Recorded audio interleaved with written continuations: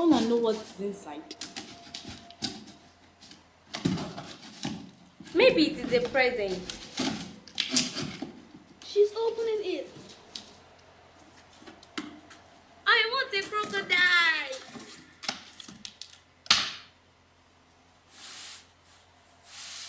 Wow. Nice. Awesome. It's cute. I like it too.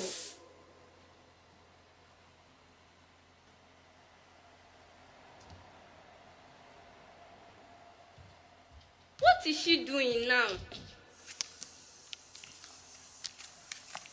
No, I want dancing shoes. She's coming in. She's coming back. Look, She has another she has box. another Yes. one. What will be inside this time? I want a dollhouse.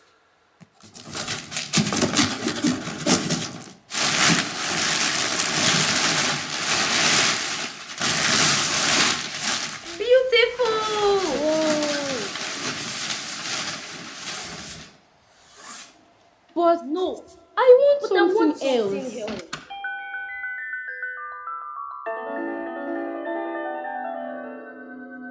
My name is Esther.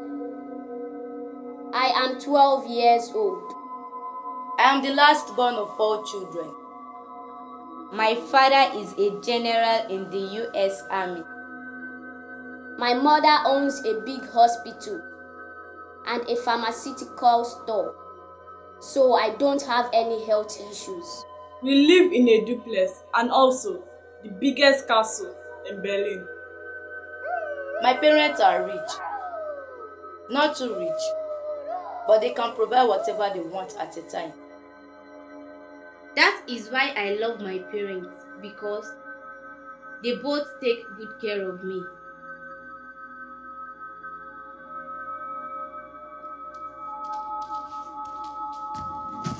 I want a pink sporty bicycle. Not too tall, maybe BMX. I want a danceable shoe with color blue for a birthday party. I want a violin. I Not want the electric a black one, or blue but headband. the I acoustic want violin. a big For me to look that cool. looks like me. I want you to become a Santa Claus I and want give a me jump different rope. kinds of gifts. A white one I that can want calculate the amount a of new jumps I do. school bag made with jean material. I want a I nice want silver a necklace. I want a I stay. want a rainbow. Not too long. Used I with want a bamboo. Magnetic. I want you to beg Not me too to short. take me shopping. I want a I colored want dog I want a garden dancing. I want with a 3 parasol. colors. with I a want shape a of I want I dancing. want green black and I white. want it I water. want a I want hero. I want a black with a bag. blue color. I want That made has with every and light. I can use and it. a long I want I a want water. I want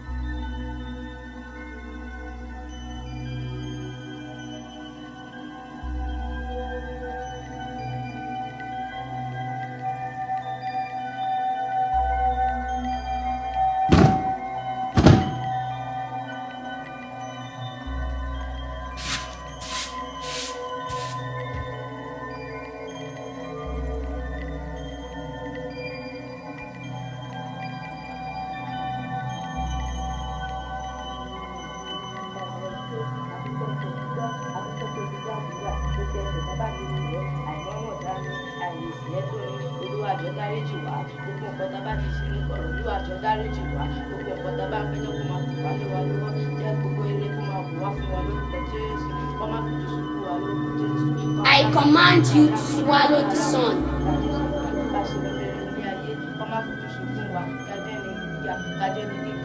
I command you to abort the pregnancy in your stomach.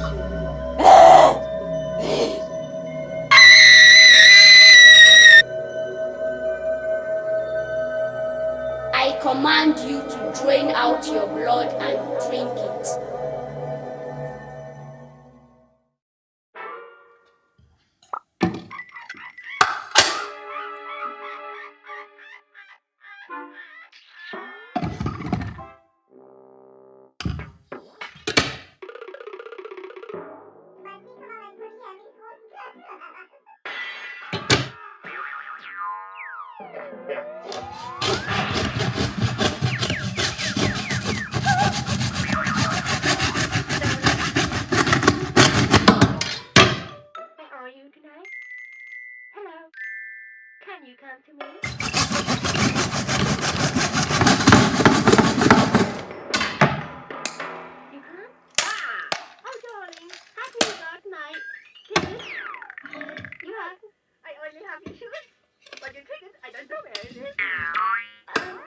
because I have to go, Yeah, darling.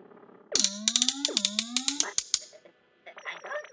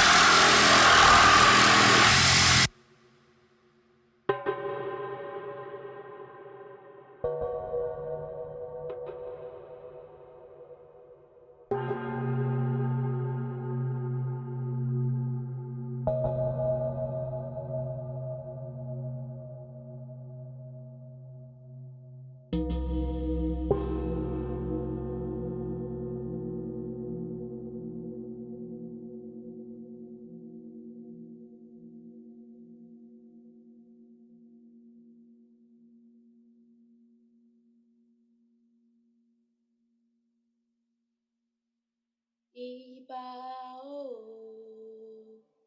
ìbà mo wá fọjọ́ o, nínú o, ọmọ màrìwò. Ìbà o, ìbà mo wá fọjọ́ o, nínú o, ọmọ màrìwò.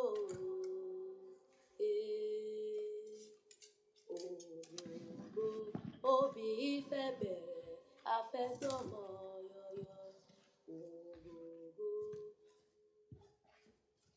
Ìbà mo wá fọjọ́ o, nínú o, ọmọ màrìwò.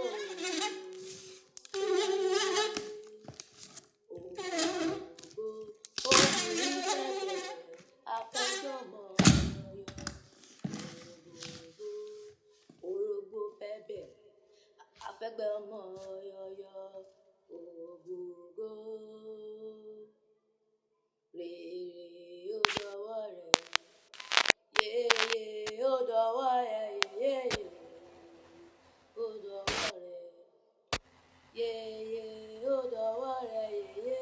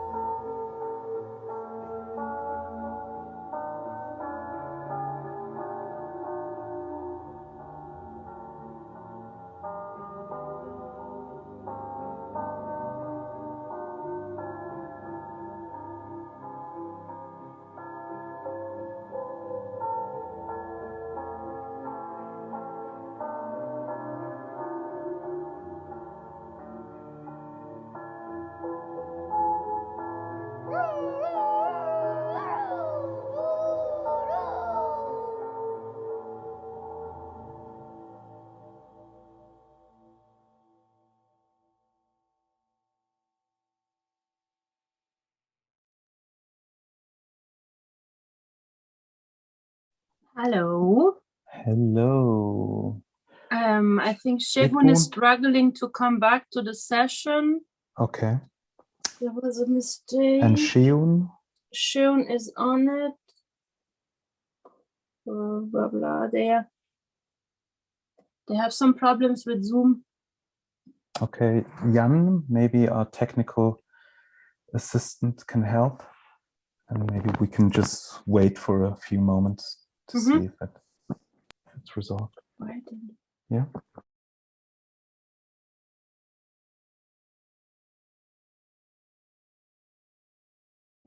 Hello. Okay.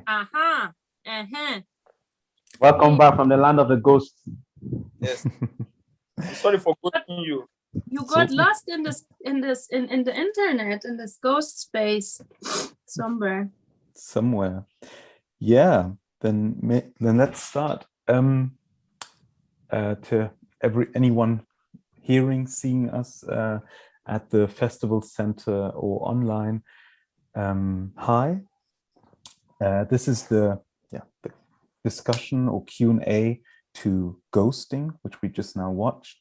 My name is Julian, and I'll be facilitating this conversation. I'm very happy to present to you Sahar Rahimi of Monster Truck and Shegun Adefila of the Crown Troop of Africa, who both co-directed this piece, featuring, of course, the Footprints of David, or performers of the Footprints of David, whose creative director, Sheun Awubayo, we have with us here as well. So thank you all for being here. No, Shegun. He's playing games with us. Yeah, that's ghosting, you know. That's ghosting. But then tell me, let's just dive right into it. Like, so what is ghosting? Yeah. I'm experiencing it now, but experiencing it now. Actually, it was. I mean, this reality that we are facing was much part of the process, and I mean, all these mishaps in communication and all these breakups and this also. Is it intentionally? Is it not intentionally? All these questions of this being present and then being absent again, and doing a project together but bodily not being together in this pandemic times. I mean, we all brought it into the project in a way. So the ghost is back. But all this that is happening, this, are you there? Are you even there? Who is there speaking to us? We made it like to the core content of the piece, because originally the piece should not be about it was also, it had another name, it was about a completely different thing, and the girls should come, and it would be about adolescence in a way. It was completely something different, and we brought it into this theme because we said this thing of communication is so much part of what we are doing here, so we have to make it the content of the piece in a way. And practically speaking, Shegun, how did you co-direct then? How did the two of you, or the three, or the many, kind of like, how did the process then work if you were never sure if the other person was there? Okay. Yes. First and foremost, we had, like we discussed earlier, oh, your sound is very bad. Can you hear me? Yeah. The last time you were without your headphones was better. Okay, now it's going to go off as soon as I pick it up. So it's give me some seconds. Yeah, in the test it was better. Yeah. No. Sharon, jump in. Yeah, I think it's good to, I mean, that just explains how he could directed it. You know, it's in and out.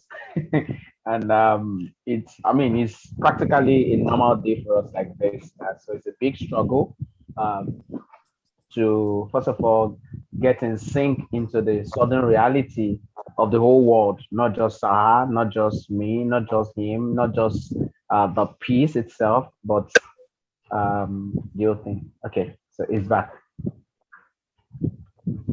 So, because of our past,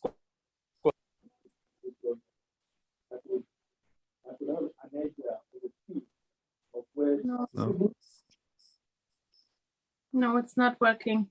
Shit. But when you held it in your hand, it worked. I can't hear anybody any longer. You had it in your hand? In the test, it was working perfectly. Okay, I'll leave and come back.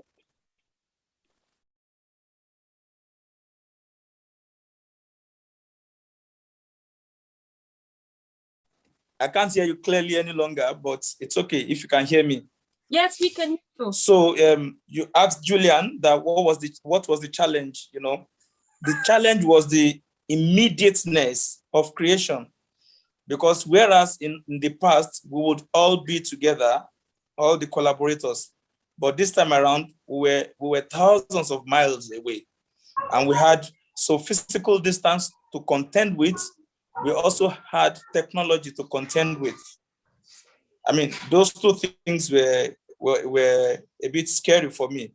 And more importantly was the fact that there was a bit of loss of confidence because I wasn't too sure if I was doing the right thing.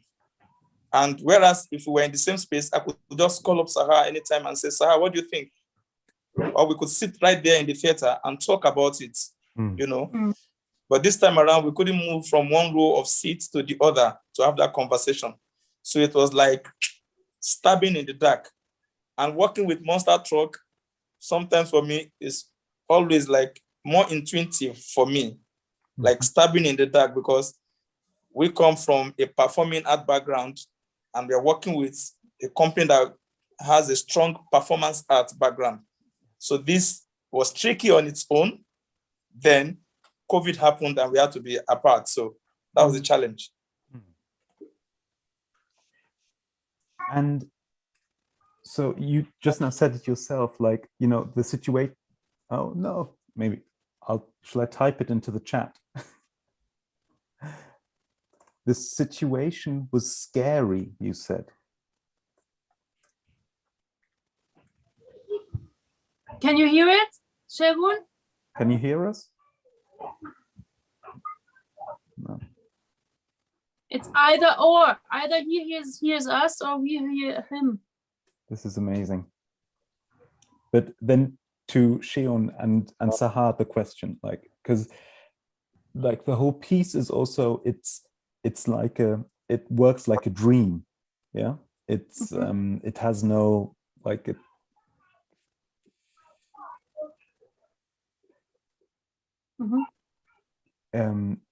The whole performance works like a dream. It's very, it has a very how do you say, like a very dreamlike atmosphere to it. Yeah.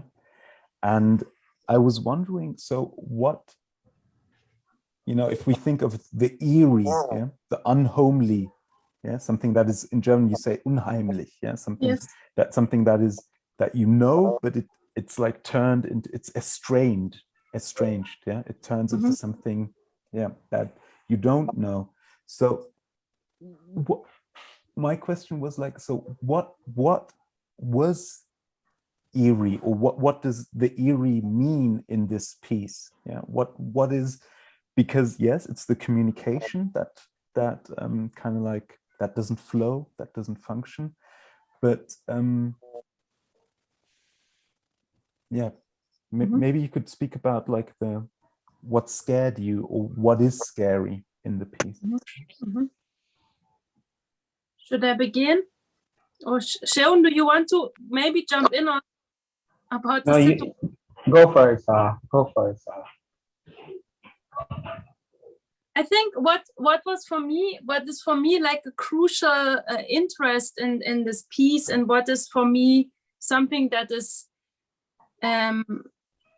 uncanny or uneerie because it's so not graspable is the question of, let's say, the distribution of violence, if you want to say it very neutrally, while sitting. I mean, for me, it was very, like, in a very concentrated way when I was in this very first lockdown, sitting in my cozy home, and we can really, like, be really safe and sound, do all our purchases via online, and it is delivered with a delivery company, and I'm sitting there and having a good time, basically, in the same time like hell is happening outside. I was really asking myself this question of which bodies are exposed to violence and which bodies are not exposed to violence. And for me, this theme is very a strong theme that is in the piece for me. especially in the scene where there's this destruction of this room. It's kind of sparks out, comes out, and this is something that for me is like let's say a Western propaganda in a way, with all this kitsch and all this. I think like every Hello Kitty in a way is a disguise or a veiling of structural violence that is going on. And for me, this uncanny thing was this thing of I'm here in my loneliness, and this woman that I portray in this piece is in her lonely world, in her lonely theater. Oh no, I have a feedback. Being in this space, like and there's some in a way like this violence is outside happening, but it's then there's an coming in of this violence through herself even, and that's for me a bit like the connection to this what you mentioned. I don't know if I can contribute. So the most scary part for me, some don't understand the most scary part until a time like this, when you can reflect on how what was really scary in those times. One of it of the whole world, for me as an artist, been testing a new ground. That before, as at that moment, aside the scare of the fear in that, it's also the presence of the scare of the state of the country, where COVID is cried as something that will kill all of us in the sub-Sahara parts. And if you know the kind of environment here, you understand that. I mean, the BBC, CNN, all the media is telling us that we should finish up our savings, finish up our food, because we're going to die soon. And how do I now, communicate this with myself, with my family, and I still want to do the art? I mean, it's like the ending that is about to end for our situation, and perhaps it wasn't very cheap or easy to balance the trauma of what is going to happen, what is happening, and what could happen even at the point of rehearsals. And despite all trying to balance the family, the theater, children, the creative process, and even this unsolvable technical problem of virtual reality of how the project needs to drive. It's so strange in many layers, and Yes. we are still unraveling each of those layers at time. I mean, we ended up in so many plentiful of confusion that, of course, till now, we are still unraveling some of it layer by layers in terms of materials that are available, in terms of experiment that didn't work, in terms of even possibilities that are within it, and also the window of opportunity. And maybe to all three of you, the question, which role then plays the fact that you already had a relationship? Yeah.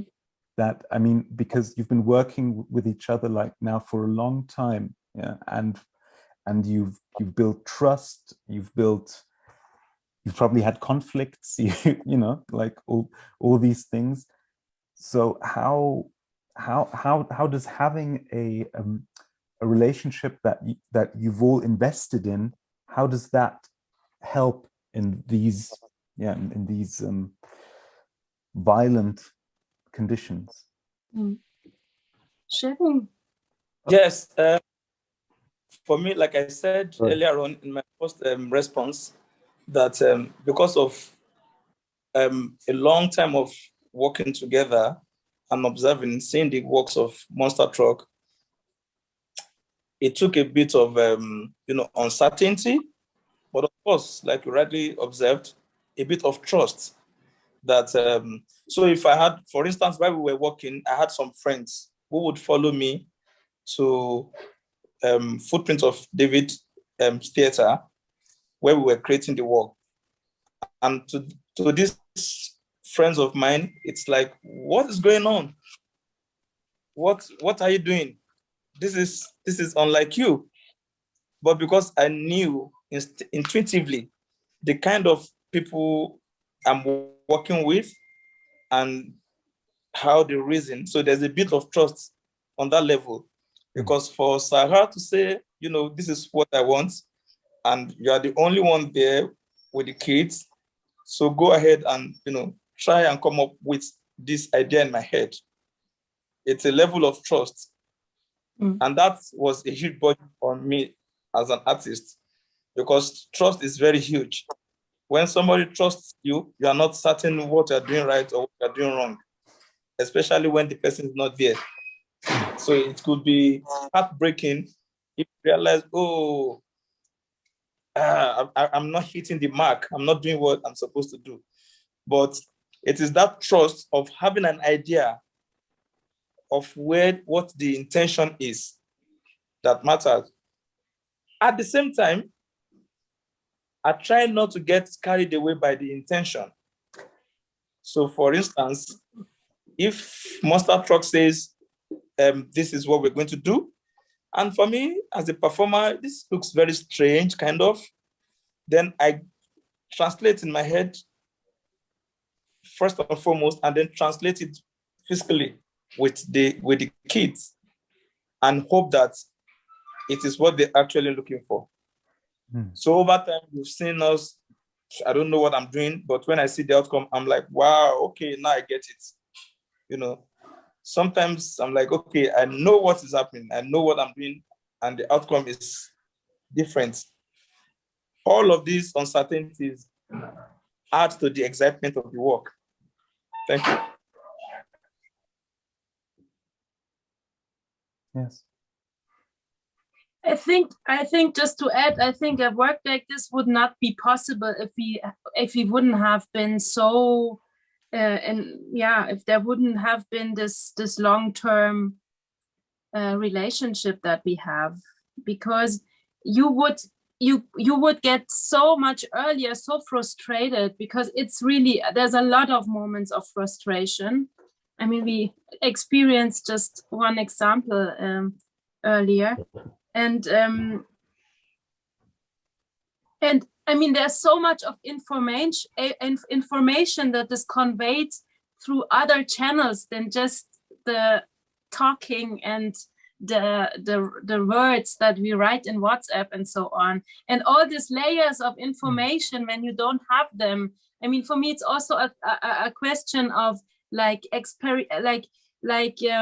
artistic process, because I think a lot of things that happens during the process are like more interesting than the things that you create in your head. Like the work is also always in a way more clever or more reality is just more interesting than what you can made up in a way. And if you have this distance, this moments of the experiment that happens are very, very rare and very, very, it is not so easy. That these magic moments that we have in theater, in rehearsals sometimes, that they really occur. That was a challenge, I would say. Sheila? On my part, I would like to call our attention to, even for me, maybe the most is the girls, bringing them to the understanding of what is available, what is going on, and also for me to communicate the mind of Shogun to the kids, and also to communicate the ideas of Saha to the kids, even though we have limited time to be the boys. Of course, they understand a lot in direct contact with Monster Truck. But in terms of the girls, It's just in a third person's perspective, an idea of what is possible or what we could do. It's so more difficult that I see the girl practically break down mentally, psychologically, even becomes very tedious to do work in interpreting what abstractness of the whole thing, like there's a dramaturg that they need to do or text, you know, deep, and it takes a lot of time, a lot of energy for them to, detach themselves from all of those things that were available that comes natural to what is supposed to, strike a new new communication in terms of the directorial approach and what we actually want to achieve. I mean, these are kids who perhaps a particular form of performance or performing, and this time around they are trying something new with somebody somewhere that they only see on the screen, and then somebody in presence who is coming to guide and shape their own thoughts. I mean, it's a just experience, and it's an interesting one that we have to even make another piece, another ghosting out of the ghost. But that would actually be my follow-up question. Like, so is ghosting, does it simply belong to a specific point in time? And when, let's say, the pandemic one day will be over and travel will be unrestricted again, and like all the good things, yeah. Like, would you work like that again, or is it something to build on, or is it just like, let's stay in contact, let's not, yeah. You shake your head, Sahar. No, I wouldn't do it again. I mean, I really some gray hairs because of this producing, not because of the piece, but because of this distant way of producing is really exhausting. I wouldn't do it again, and I'm really waiting for the next time to come to Lagos. Can't wait really, because we need to engage, and we need to really see our realities, and also that you come to Berlin or to Munich to we have to be in bodily presence. That's somehow inevitable for me. I think there's no alternative to that. But I still like the piece because it has this very, very pandemic aesthetics of this intimacy and this a little melancholic and this dark kind of thing that for me is very much portraying this time in a way. But I would prefer to have them on stage, really, the performance for the next. Yes, like I've taken from our last statement. Nothing beats being together for any artist because of the nature of our works. We are not painters. Painters can afford to be in solitude. We are performers. So, but again, the pandemic did not create an alternative performance space, but the pandemic created an extension of the performance space. So the possibility, because again, I saw ghosting this afternoon, and it even hit me more than the first time I saw it. And this is why. The first time I saw it, there was still the air of the pandemic, there was still some level of, solitude. But now in Lagos, as we speak, there's so much sunlight everywhere. People are moving and going on with their lives.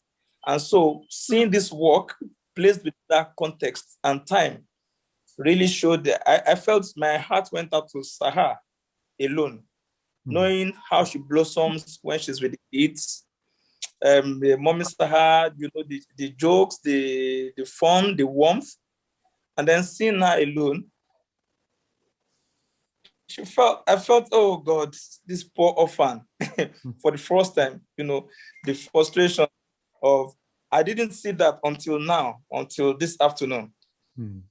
The frustration, I think, was let out in the violence she inflicted on the doll, For me, instead of what I see that as letting out the frustration of, where are my friends? Where are the people I'm playing with? Where are they?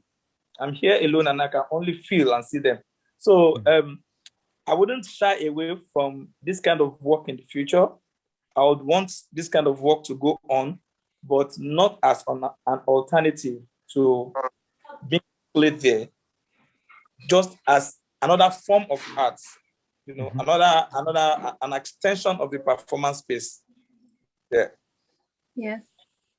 I mean, I think it is also a piece about loneliness and the techniques that we create to cope with this loneliness, and also this, all this building up of this room, of this this substitute doll that is coming, that she is like bringing into the space. This is all like very, verzweifelter Versuch. What is it's like a desire that this woman that I am like playing or performing has, this coping with this loneliness that she has also. I would say this is one layer that is for sure in the piece. Yeah. But then let us talk about that doll for a moment. Yeah. I think the doll is called Anjula 2. Yeah. Yes. And it's an actual 3D print of one of the performers of Footprints of David. Yeah. Yes. So could you maybe give us a glimpse of the discussions within the production, whether one should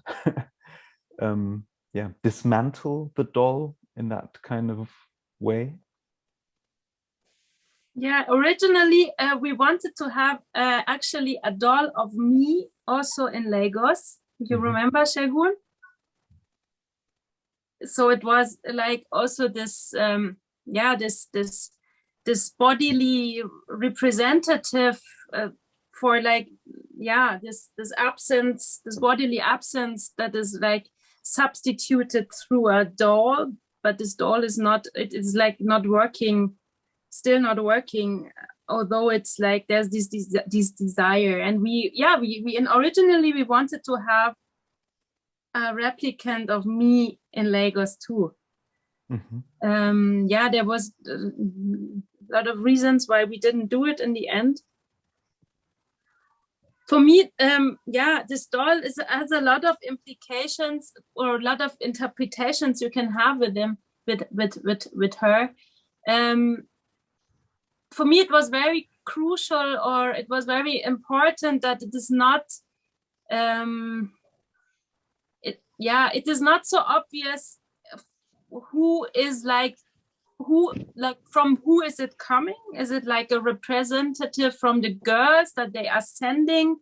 Is it something that I ordered online? Is it something? Is the doll itself kind of in control? There's this very last image where after her being destroyed or being cutted, she's standing again there looking at the scenery. So it is also like this implication that could it be that it is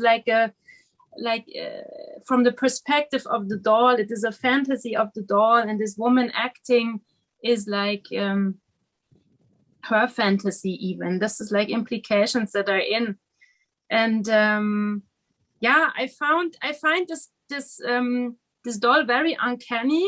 Yeah, very, very uncanny. And also it is like, very much the question of objectification, for sure, because this is happening. It is then an objectification of this girl. It is a doll of her. It is a clone of her in a way.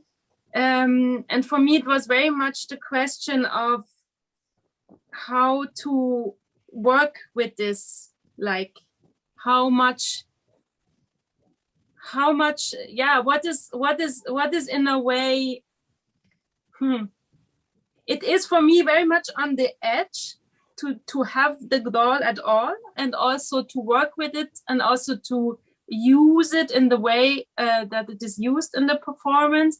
But for me, it is like, it is very much on the edge where we can still go into a conversation about what it is representing, and can we do it or can we not do it? This is inside this piece, I would say. Yeah, for me.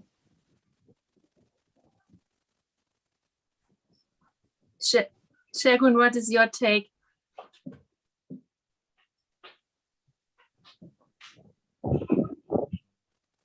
You pretty much nailed it down, because as usual, we create the works, and when the work is done, the work is not done until we see it again, and the effect it has on the people who encounter it. So for me, it's pretty much still on the plane of openness to absorb what is coming from outside of our environment. But again, certainty of what our experience is within our environment. So like we are aware of what we are and our experiences, but that is not all of the story. It's just one side of the story. The other side of the story is the congesting collage of information and intention from the other side of the world, and see where we both meet. I don't know if you get what I'm trying to say here. Yeah. So it is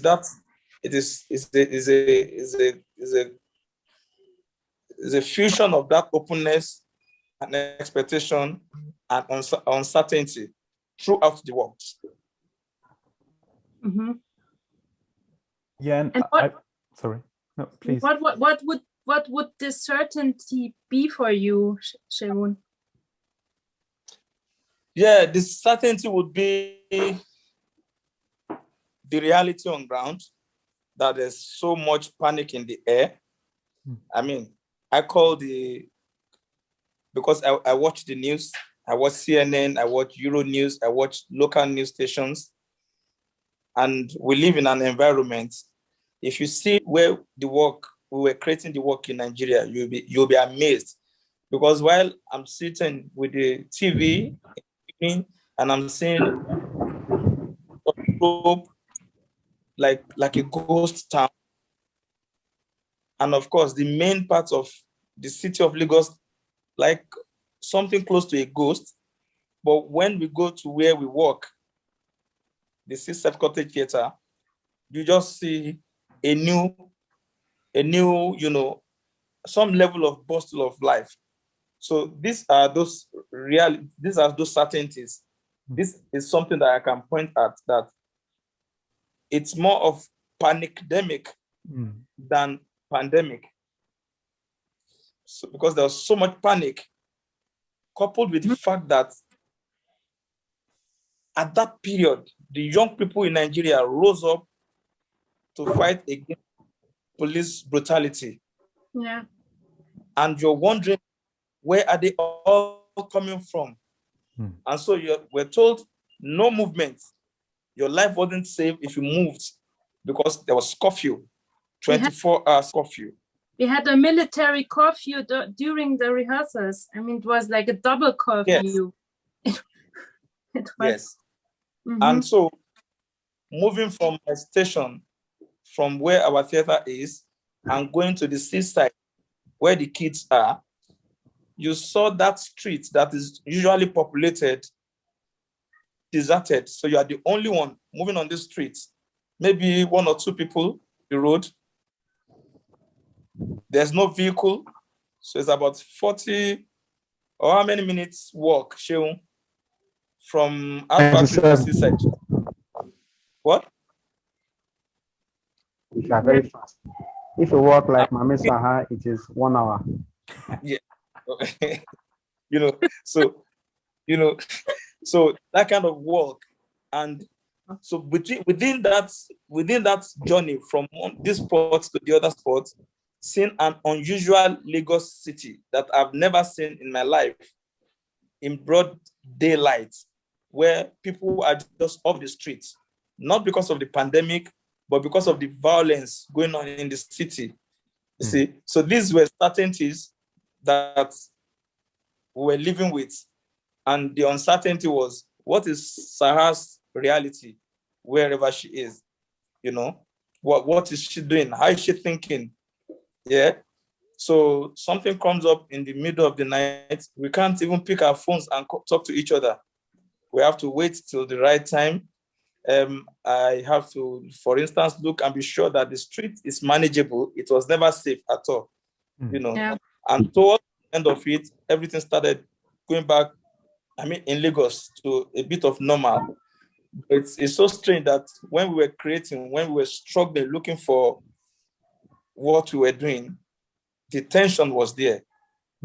Yeah. There was this fights on the street, and there was this massive police brutality going on, and it was all in the same moment happening, and we were like destroying the room, and that was crazy in a way. That's also interesting about the destruction of the room. We asked the girls. We asked them, "What is your yes? What do you think?" So you saw the image. Sorry. Yeah. I was saying that in the video. So you saw the image of the doll destroying the room, and in reality, we saw expensive properties and lives being destroyed. And this is no joke. A whole economy of a city is like people burning down the economic, part of Berlin. The means of public transportation, all gone. Detention, correctional facilities, prisons, were broken up. Prisoners were jumping over the fence. It was mayhem. Prison break. Yeah. All over. The police stations were getting attacked, So it was mayhem. Civilians are taking over the stations, and civilians are taking over the guns and uniforms in the police stations. I don't know why Saha said he doesn't want to try this ghosting experience again. It's so amazing that, I wouldn't want that circumstances to happen again, but it would be good to, build on such beautiful discoveries that were happened or that happened during that experience. For me as an artist or as a creative, even for the kids, it's amazing to see the endless possibilities. Around that era, we have the highest sales of tickets in our theater, where we do a virtual performance, and we sold over 1,600 and something tickets online for people who watched. The Zoom had to crash like 2 times. So it's so amazing, the endless possibilities of what could come in that, in those discovery of ghosting. But yes, I wouldn't want that circumstances to happen again, like having the tension of. But what I want to actually bring into this discussion, especially in this area of fear, is the mind, the state of mind of the kids, whom their parents, whom the community. And this was a time where the trust the parents have, the trust the community have comes to play. So the trust wasn't because I trust Saha is going to make beautiful things with it, or Shagun is going to do his usual magic, but also the trust of saying that, okay, will parents trust the art so much that they will allow their children to come work with us in this period? And it's so amazing that it was one of our most, open-minded creative process ever, because every other thing that could distract them was shut down. So they were really into it. There's no other news apart from those bad news and you don't want to see by the TV. There's no other errands for you to run. There's no school working. There's nothing apart from the art. So it's They really stayed in theater for the whole time, right? They slept in the theater. So it's so amazing for me to speaking now as footprints, and how the state's footprint was when this open call came to create something, this time with the girls, to balance what we had before in terms of sorry into ghosting. So it was at the point where all the boys are now big and all the girls are forming to have their own strength and stand in the arts. So it came timely, and it helps me to quickly unravel those hidden parts of the girls, to experiment new things, so that I could definitely identify those who are really, really interested in going more in the journey of art, and those who really want to just be a passerby and go do other stuff.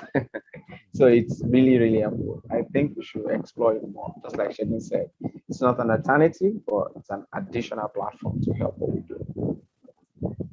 Yeah, that's amazing.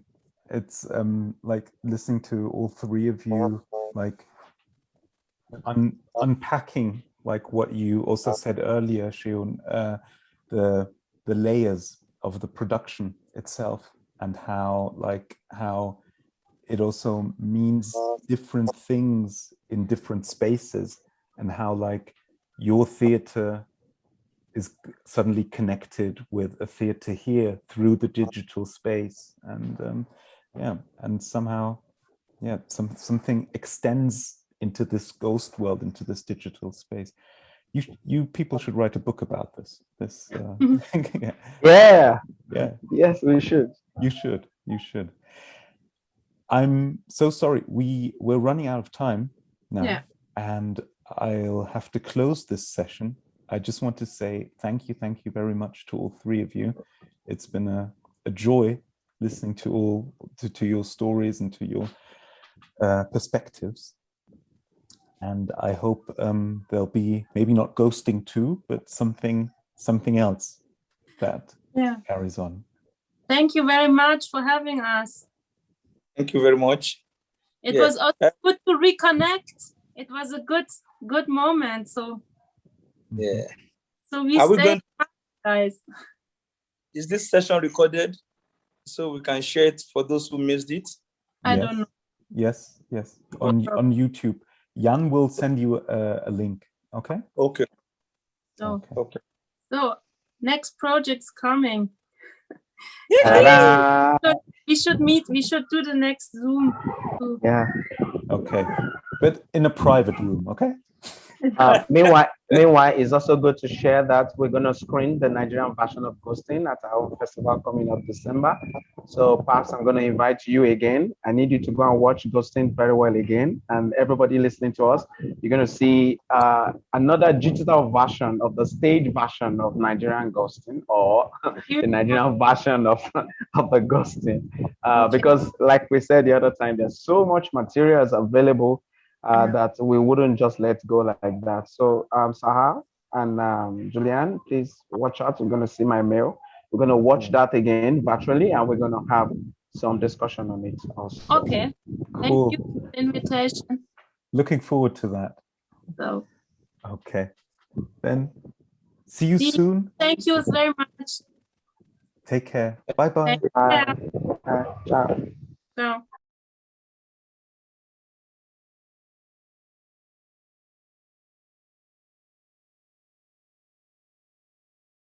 Hello. Hello. Yes, I think we should start.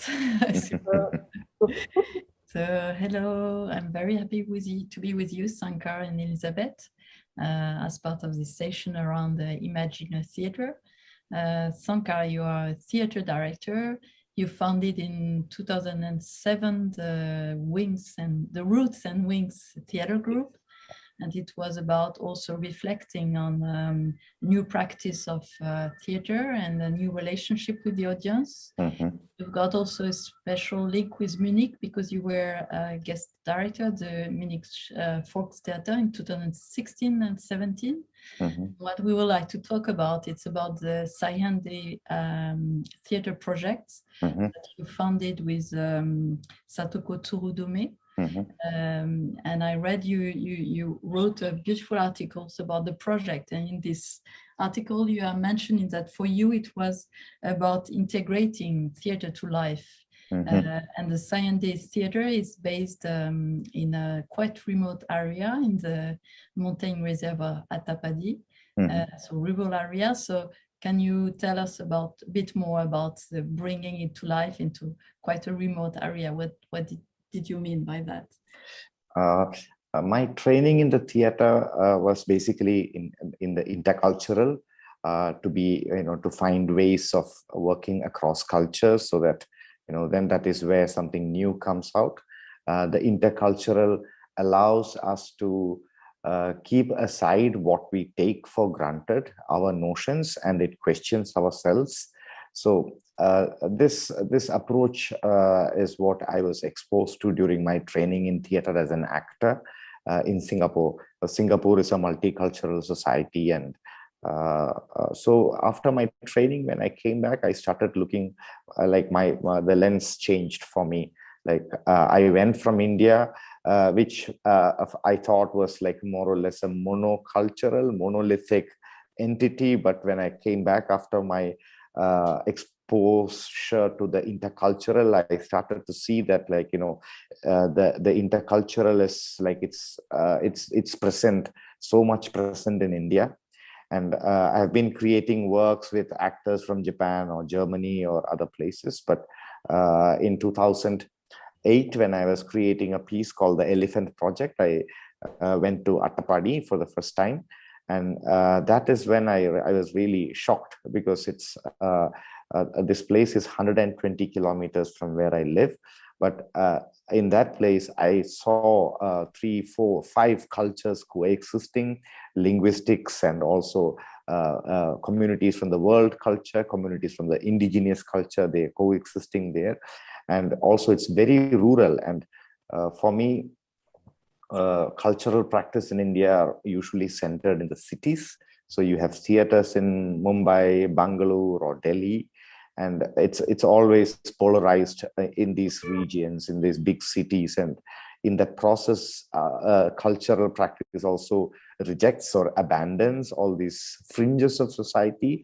And this was one challenge which I thought I should take up, and to see if my intercultural can mean anything in this context.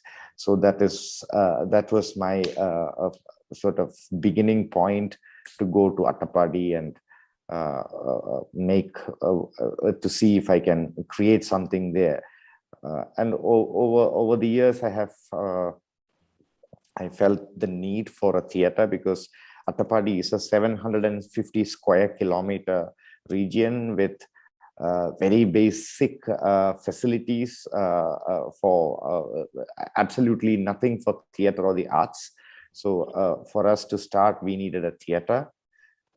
and that's the beginning of the theater. And then through we have now a building, we have a space, we stay there. So it's not like work, live in home and then go to work in a theater, but we live in the theater, work in the theater. There are audience around who are visitors, who come.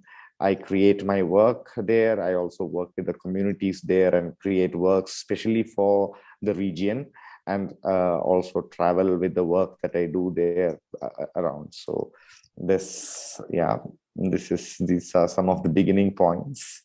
Okay. Yeah.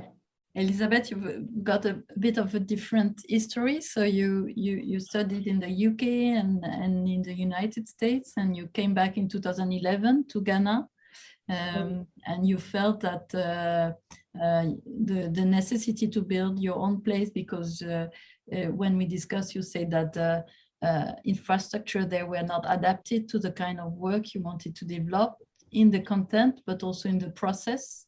And so the only way for you was at some point, I think it was in 2017, to create your own art center. You called it Terra Alta.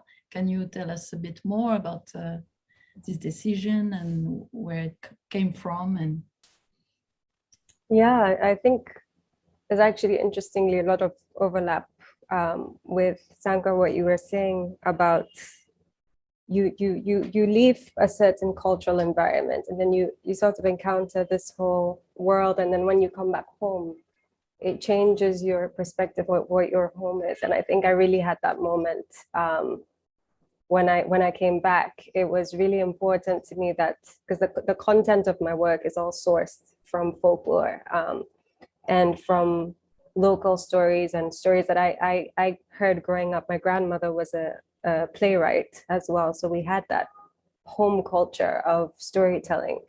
But the way that I was seeing those stories expressed was a lot different because of having this Western influence on my work, and kind of marrying those two things together into something that's very traditional and that deals with heritage and that deals with the legacy of what not only my grandmother had worked for, but all these people who had paved the way in terms of Ghanaian theatre, and then marrying that with a more contemporary outlook on work and ways of making. What I'm making is kind of like a black box theatre, but it's evolved, I think, even beyond that. The land is land that my grandmother had left, so it's on family land, so it ties that in, and we've been working with shipping containers to build this space. It's quite modular. It's made of 6 shipping containers set up in a Akan courtyard configuration. And we have these different rooms. I'm actually sitting in one of the containers right now. We've got rehearsal space. We've got quite open garden space as well, and different rooms, that, as well as this outdoor space. And hopefully we will have a black box once we complete the roofing. But the idea was to just create more room for research and development practices. There's a lot of work that's more commercial here or religiously driven, like work done in churches or attached to some sorts of religious institution. And then there's sort of more, a lot of comedy in that sort of work. I wanted people, especially young artists who didn't have access to the National Theatre, and there's a few other smaller places that you can rehearse, but not really anything that's accessible on a regular basis to young people. I wanted them to be able to ask the questions that they wanted to ask, which Ghana is quite conservative, so it's still quite difficult to discuss certain topics and to be able to be free and nothing even, I mean, we've got a lot of going on the national level right now, but even things that are as simple as deciding what you want to do with your life as a young person. And on some fronts, we're quite aggressive, but sometimes it doesn't quite make it into our entertainment. And so really kind of providing with the library, with books, with resources, with linking to kind of the middle set of generation and the older set of generation of makers, young people, to be able to have that access for themselves. Yeah, and the space is called Terra Alta because it was located on quite a marshy piece of ground, and I had to raise the ground a couple of feet.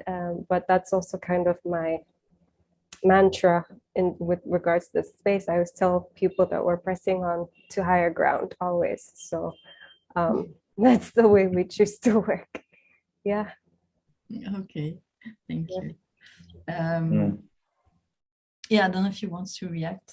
Yeah, I think it's also like, what Elizabeth said, like there was a sense, a complete distrust with the bureaucracy that, that was there in Kerala, in the place that I live, or India in larger, because there are large institutions who are not sensitive at all to the need of the artists.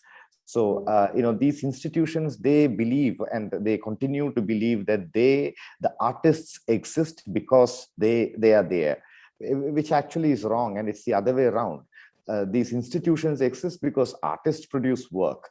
So, and also like they are not sensitive at all to the needs of what you knew. So the moment I really wished I had a space was when I had this ensemble. I had made a booking for a rehearsal space at the Kerala Sangeeta Nataka Academy, which is the apex body for performing arts in Kerala. So I had a cast of like ensemble of 8 artists. We had made a proper rehearsal booking for like a period of 6 weeks. And then when we go into the rehearsals, our booking is cancelled and there is some other government event. So this is like, you are bringing artists from all over the place, and like, you are putting them up and then trying to start something. And the most essential thing for creation is space. And when you are denied that, then you get, I was very angry also. So it was that anger and like, that drove me into really like wanting to create a space. And also to share a space with like-minded people who also, have this kind of disconnect with the support systems that exist. So this is also like, to be in a way independent was important for me to further my practice. Yes, yeah, both of you mentioned that it was a bit in reaction to the absence of cultural policy or proper policy from cultural institution. So the only way, and Elizabeth, you mentioned it several times in our conversation that it was important to create also a center that would be led by an artist. But the continent, there is many centers like that, especially in dance, Sergei in Ankara, or Panay Brakanda in Maputo, or Kudus Onikeku in Nigeria. So there is, how do you explain that? Is it really because there is nothing to expect from governmental or authorities, or? I think the government, unfortunately, and I can speak for Ghana, I think there are some people who've got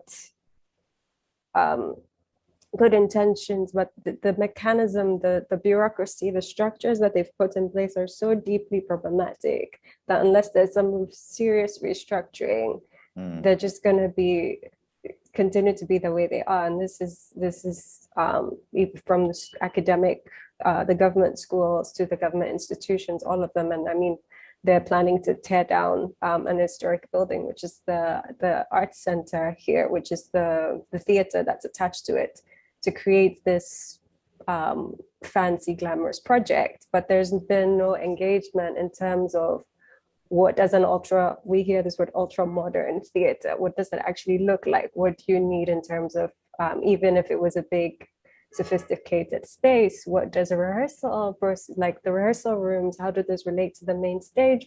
How much backstage, do you need? So you're going to end up with this entirely impractical space. And this is the thing, we're interested in all these shiny venues and exactly this thing of, you create something and you say it's for artists, and then we go and there's only like business events and government events and like everything but art happening in the space.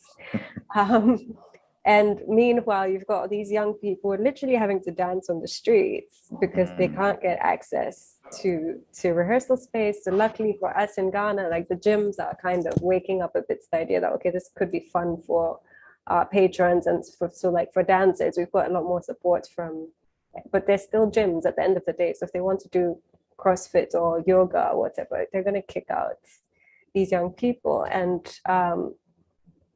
yeah, it's very impractical. Or then you've got business people running like on the board of this organization, and they've never been to a show before. They don't know any artists themselves. They're just, you know, there's just a lack of information and a lack of interest, quite frankly, and a lack of respect, I think. And so the only way is for me to create a model, because even with a lot of, so because of that system that's been set up, there's a lot of artists here that don't know what they even need from the building. They'll tell you all sorts of things, but they haven't been exposed to systems that work, and so it's difficult to imagine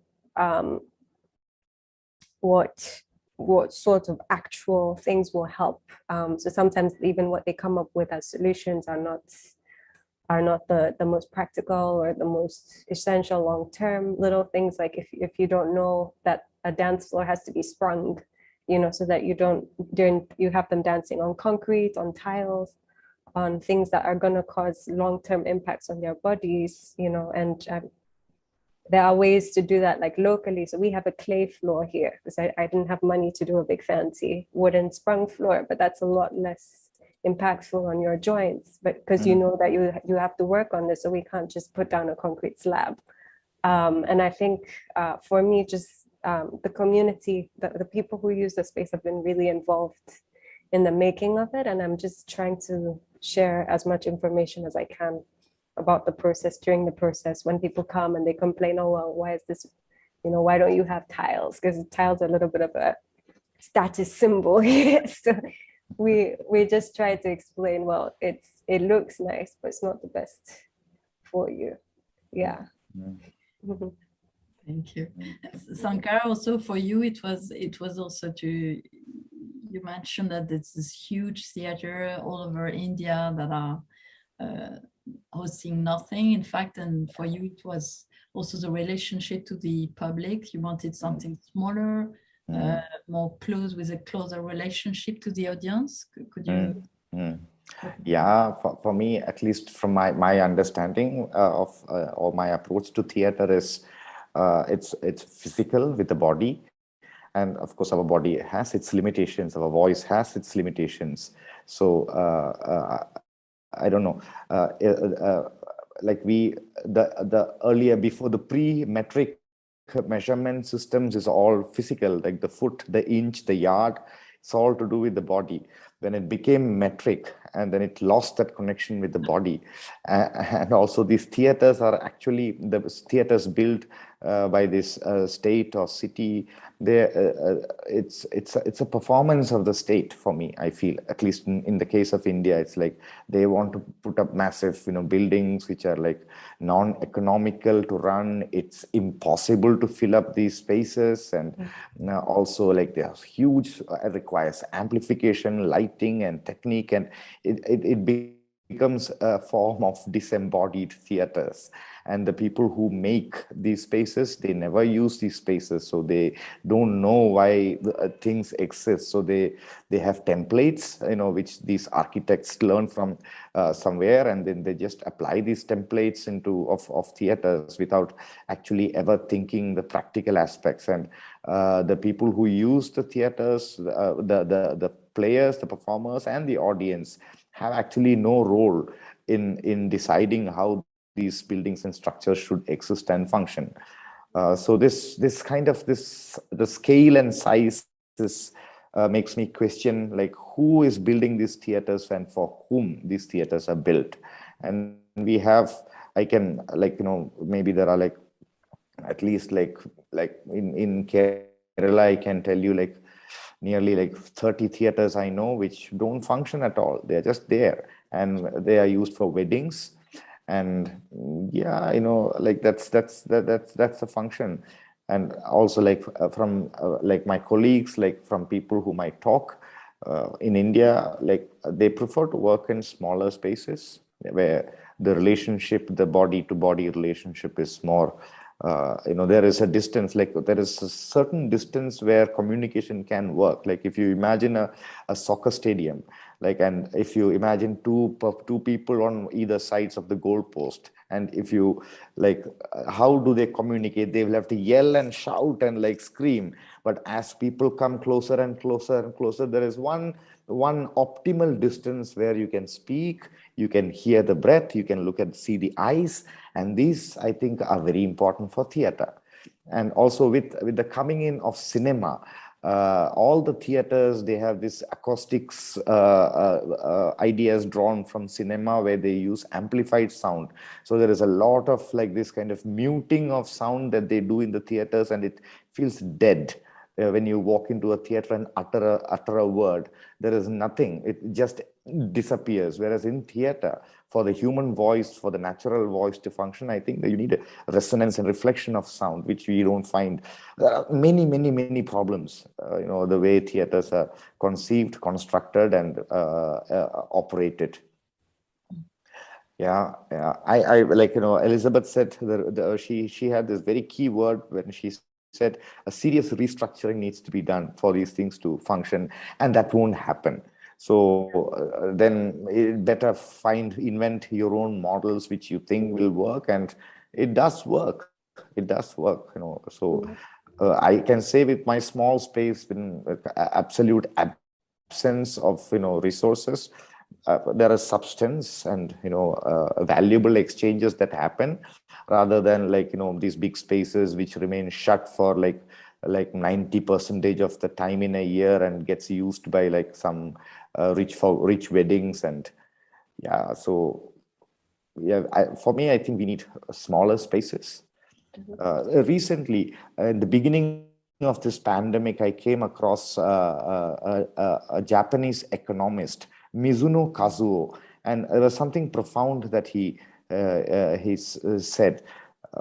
He was saying that performing arts and theater and dance, which are routinely considered as purposeless or not so useful for the society, may have a function to play in this post-pandemic world.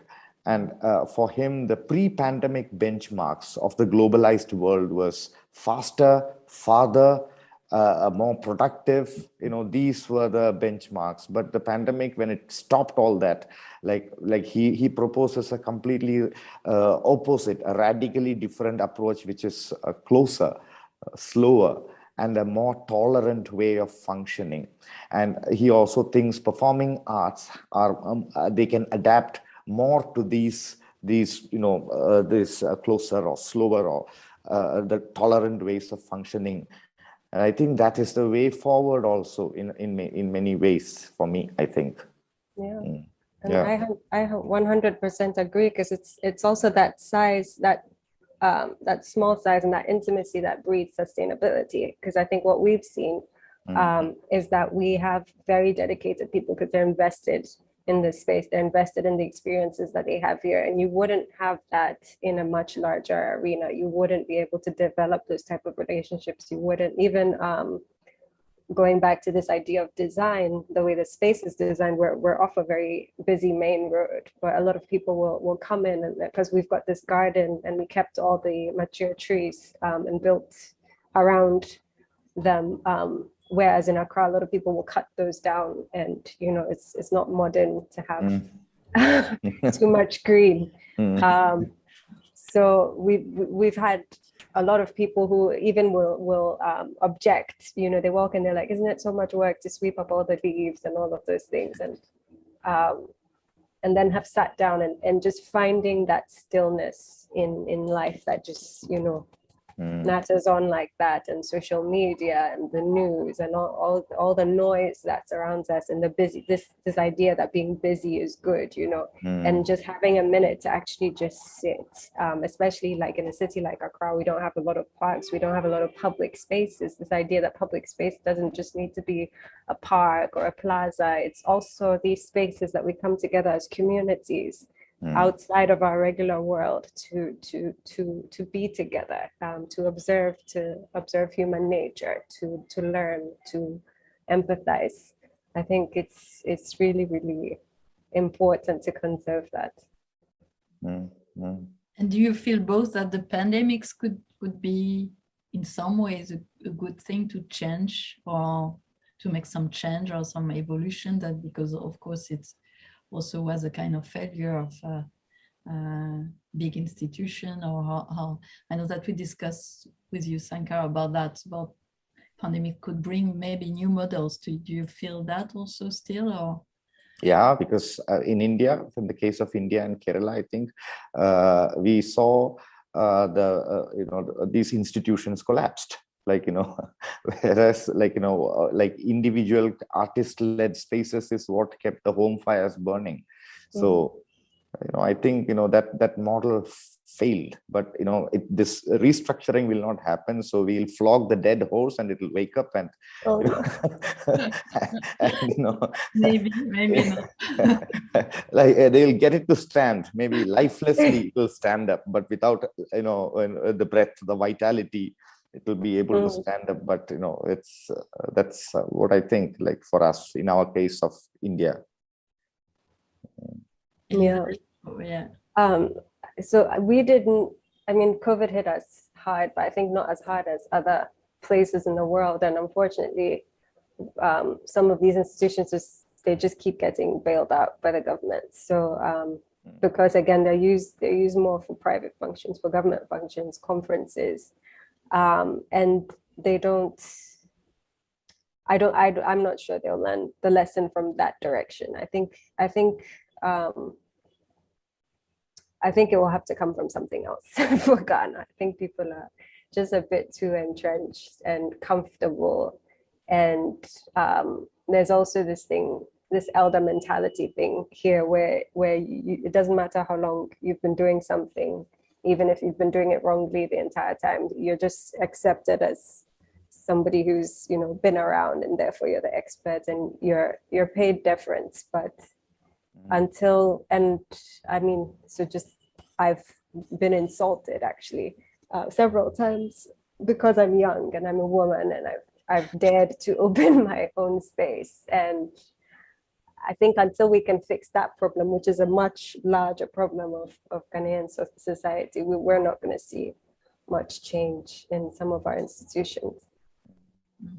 It was funny also because both you described your place for Elizabeth, you talked about a courtyard, which is something that is quite centered in the traditional architecture in Ghana, so where you welcome people, visitors.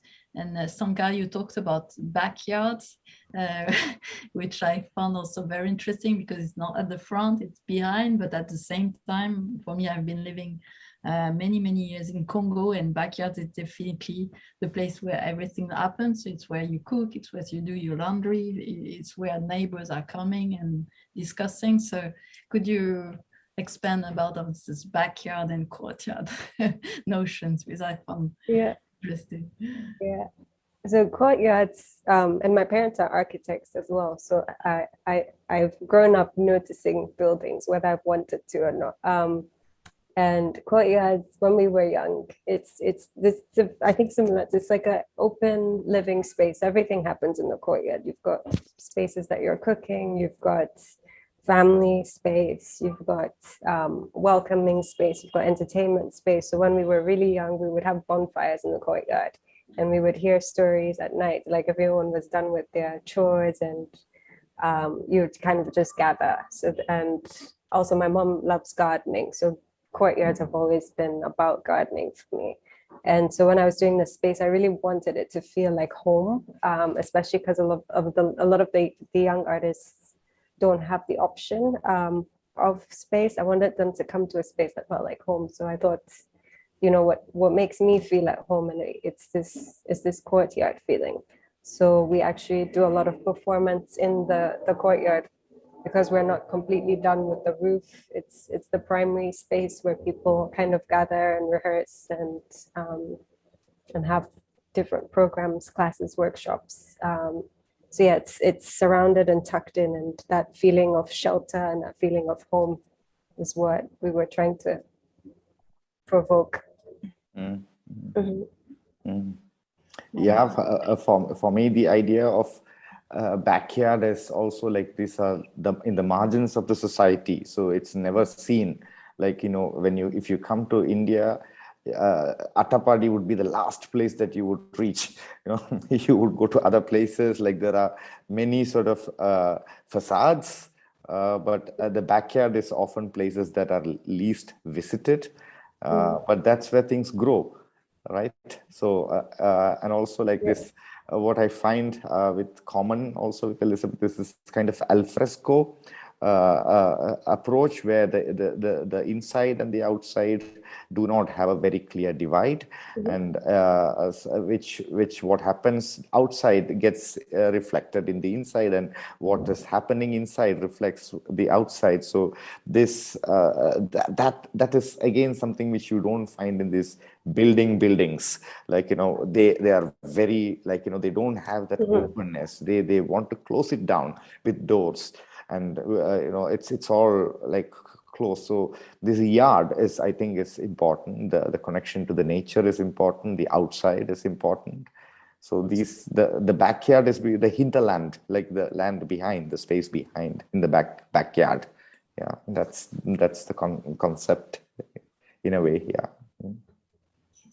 And can you tell us more maybe how you arrived to Attapadi, because there is a nice story with elephants. Yeah. So it could be a long story, so I'll try to be brief. So again, like, you know, I wanted to do this piece called Elephant Project.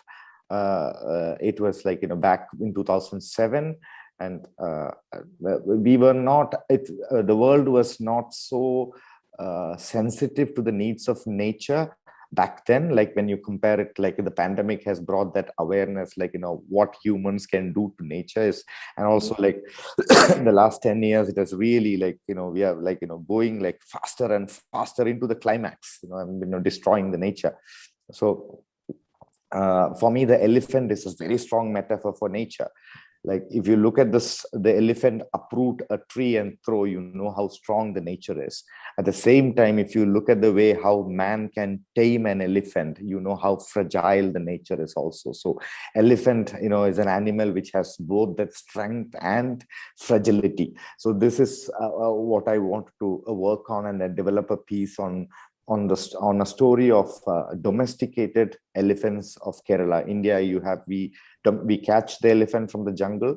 The male elephants are more prized because they are tusks. They have tusks, and, you know, they are you know, brought for temple processions and paraded, and they're also a strategic a resource for logging or moving heavy things. So elephant is a functional animal.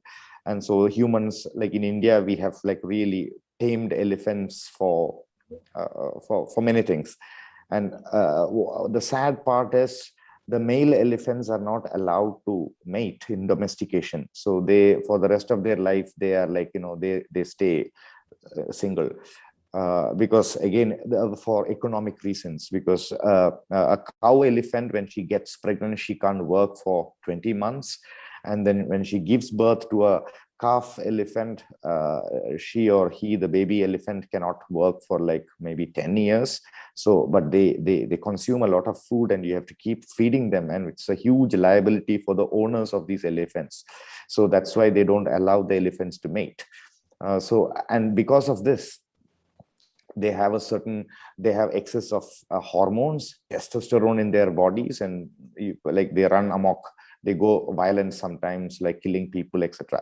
So that was roughly the narrative. And for this piece, I wanted to get close to elephants and understand the elephants, and like, you know, me and my group. So that is also one reason why we went to Attapadi, because Attapadi has lots of wild elephants, and it's in that, you know, region that we wanted to work and get close to wild elephants. And yeah, so that is when I first went to Attapadi too. And again, this is for the same project that I had created the rehearsal booking in the government space. And like, you know, a friend of mine who has a small farmhouse, so he offered to me that, why don't you guys come over and stay and rehearse in this place? So that's for the first time when I went to Attapadi, and I thought this is the solution, like maybe not to stay in the city and like, you know, deal with this idiocy, and find something simpler, smaller, and more, which is more doable, like which feeds and which serves the immediate needs of the ensemble. Yeah.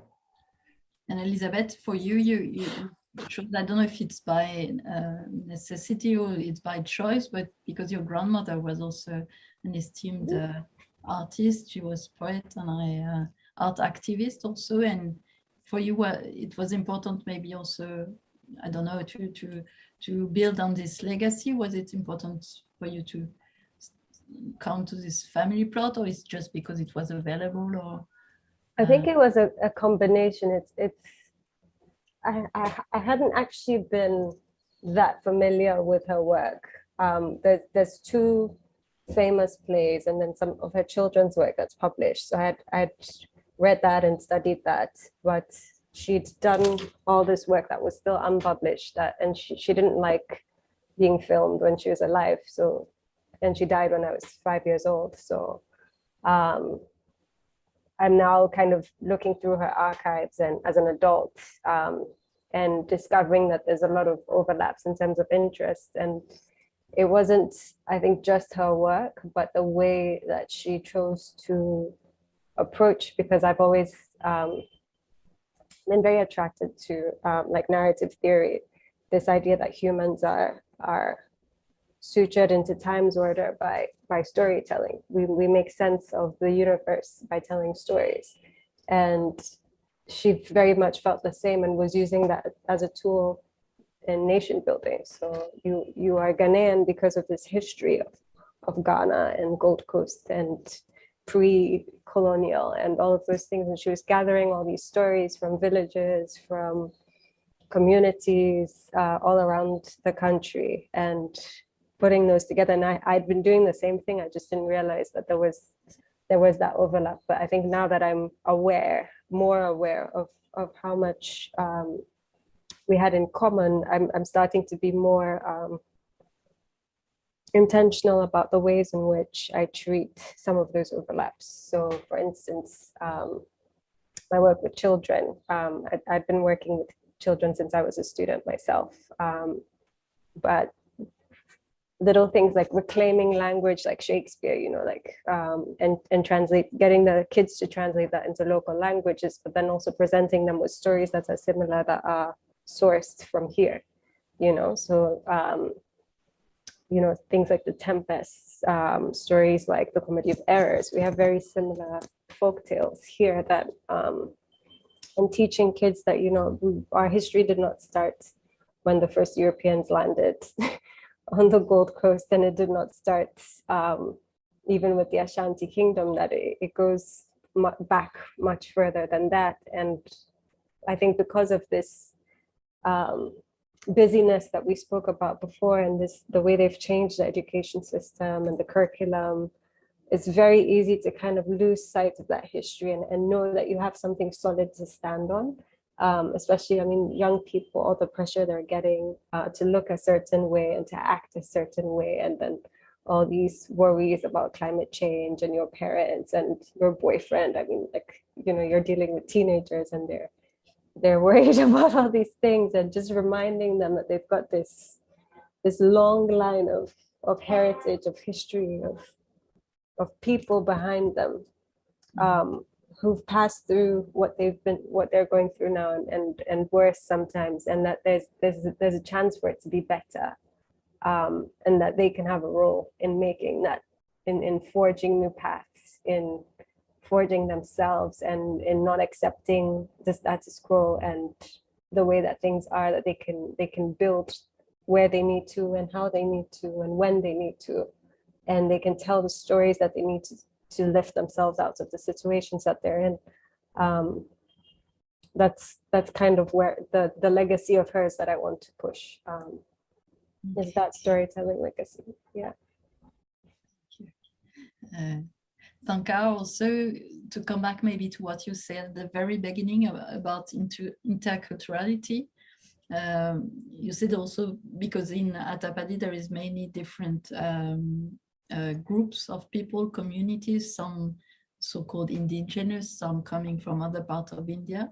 So there is this mix of different people and different background. And you say it was also important for you politically also to question this kind of myths that have been recently, not so recently, but myths of a kind of a unique identity, Indian identity. And for you, it was an interesting way to question that also politically, to question this assumption or this myth. Or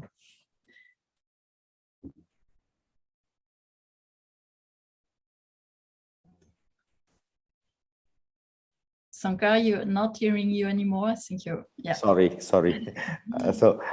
During my training in Singapore, it was more about Singapore, as you know, it has got 4 ethnicities. There is not 4, but much more. But there are 4 languages, I could say. They have Malay, Chinese, Tamil, Indian, and it's very diverse. And so it was usually culturally different groups, like the Chinese culture, the Indian culture. That is what I was exposed to. When I came back to India, I found that this interculturalism is not just about India and Japan, or India and China, or Europe and Asia. It's a paradigm of communicating with your neighbor. So it is in that I understand that as not to look at the big differences of the Asian and the Europe, but there is the subtle difference within a smaller group. Is we have to also start looking into those smaller difference between the neighbors, the neighborhoods, a community itself. Like there are it's a mix of a diverse cultural set. Yeah. So this is what to look at the more subtle differences and parallels, and that use that as the source of thinking for the future. Yeah. Okay. Yeah, I don't know if I made sense. Yeah. Okay. Yeah. How do you, both of you are working with communities around? Is it on a daily basis? Is it on certain projects? How does it work with people living, working around you? We work with a few schools in the area because we're still building this and that. It's per project, so we have workshops and we invite people in the space as needed. But I'm hoping, especially when our library is open, which is hopefully early next year, that people will just be able to come in whenever. But we do have a lot of people who just come to sit and relax, even if there's nothing happening.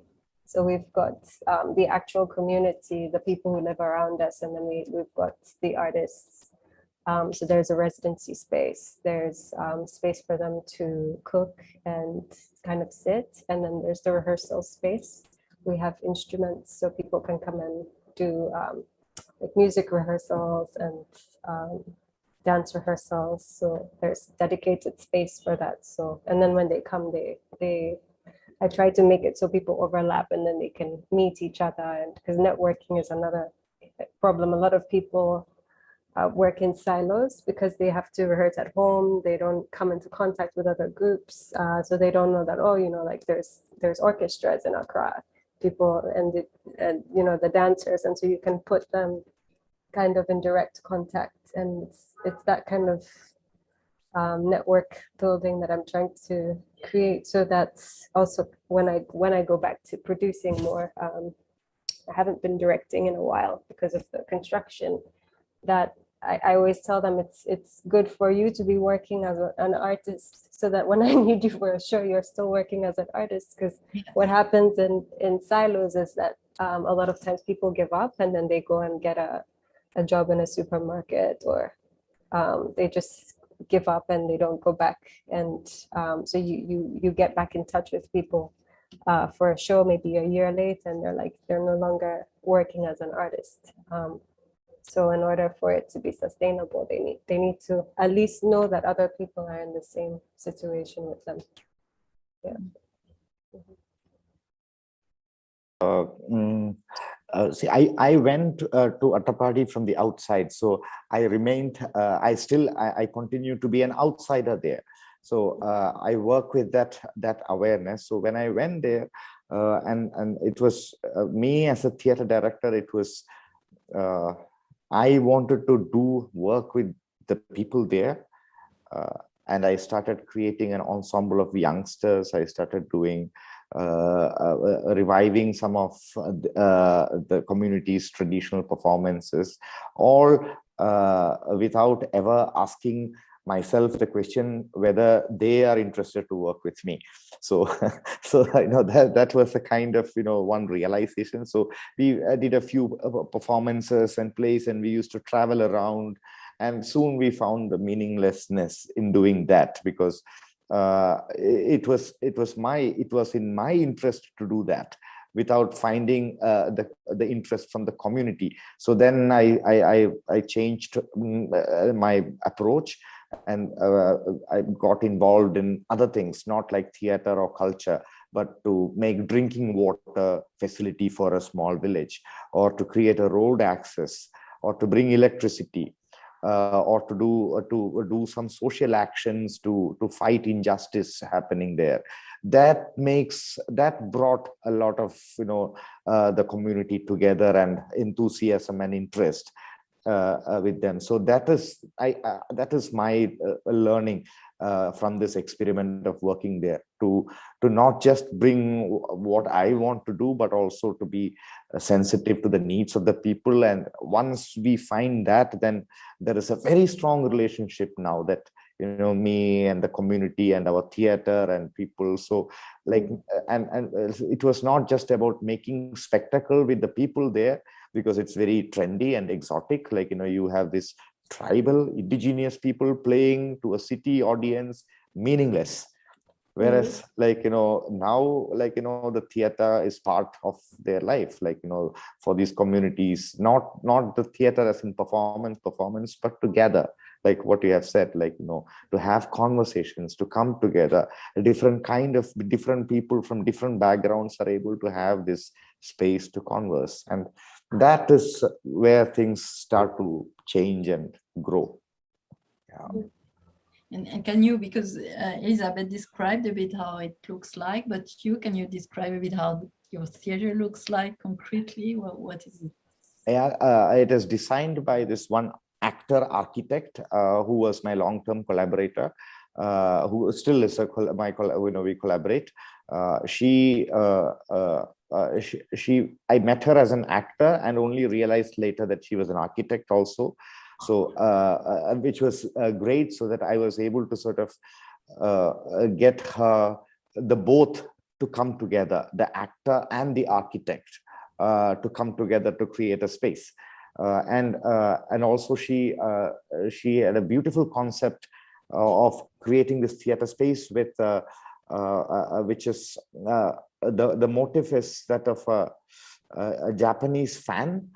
So in the No theater they use a fan, so that was she took it from that. So a half-opened Japanese fan is it's like it's a 1/4 of a pizza, or you cut a circle into 3 pieces, so you have like an angle on one side and a curvature on the other side, a circle on the other side.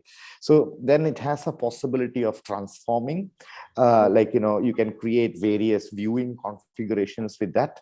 We have so the 90-degree, the angle is actually open to the nature. So again, it's an angle which opens to the nature. So again, you won't find angles in nature. It's more curves that you find in the nature. So the angle sort of it works. Our architectural intervention into the nature gets cancelled by the openness of the nature. We draw the nature, we borrow the nature into our theater. The scenery is also part of the, it's not the scenery in the theater, but it's the nature outside. So yeah, this is the idea, to be able to create a space which can transform in many different ways. Yeah, we have a space, an amphitheater above, a studio space below, and different viewing configurations could be created, and a few rooms for people to stay. Okay. Elizabeth, also you mentioned, I think in an interview, that you wanted a viable theater. So it's really, can you say more about that? I read that, I think, in an interview. Yeah, it's the space was designed to be modular, because even though it's on family ground, and I'm quite happy for it to be here for now, I would really like to take it with me, which is why we did the design with shipping containers. So the whole space is designed to fit on trucks. And so maybe in about 10 years or something, we will pick everything up and reassemble. And it's lovely because it's a room.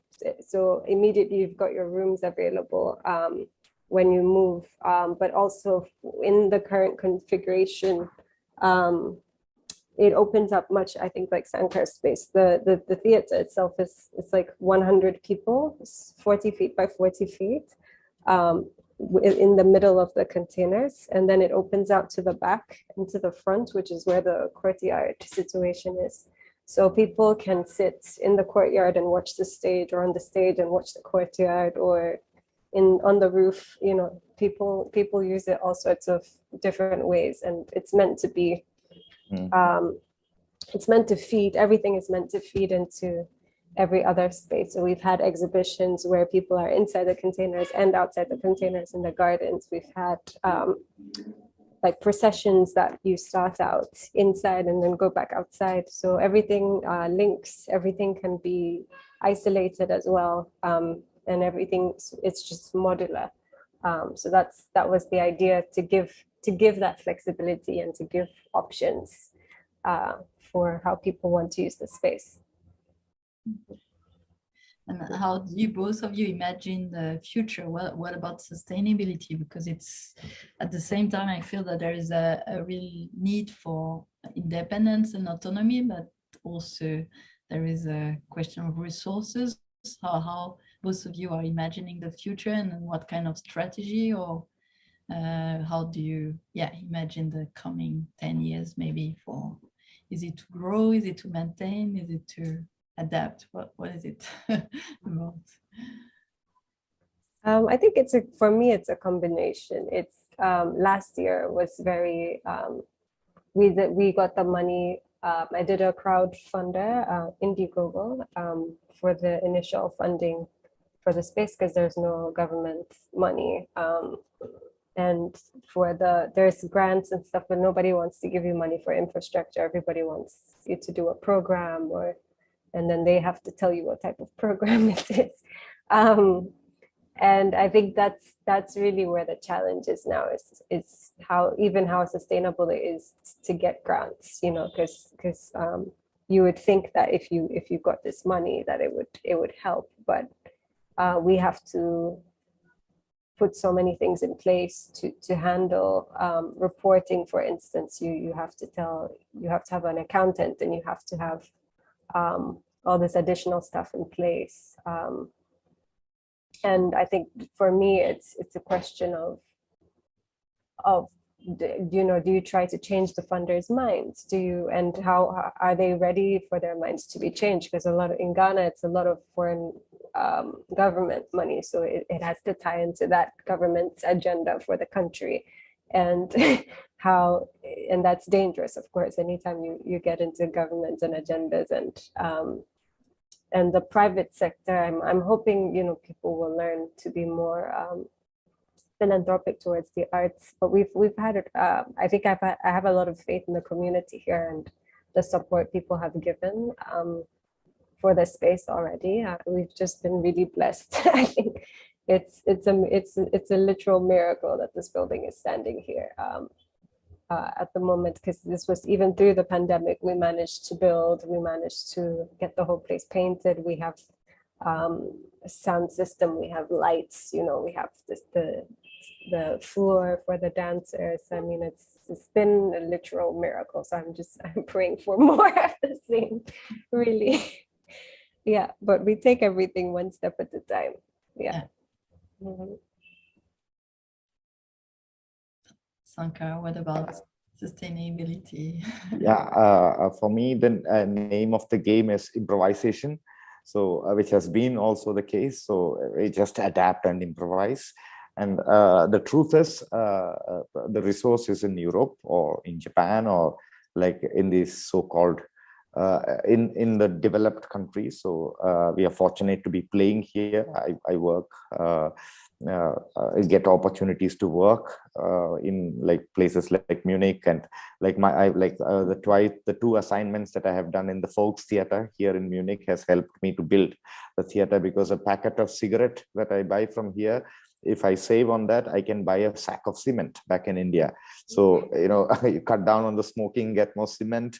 So it's, you just, you know, figure out, and, you know, so it's always this, it's not limited to I can't limit myself to just Attapadi and work, because I can't find resources to do that. So working in Europe or Japan or like these places helps me to you know, kind of continue and further what I do in Attapadi. And in the same way, the work that I do in Attapadi informs the life and the work, and that feeds into the works that I present in places like Munich or Tokyo. Yeah. Elizabeth, you were mentioning before that you didn't direct so much in the past months because you were very busy with construction, but does this work feed in some ways?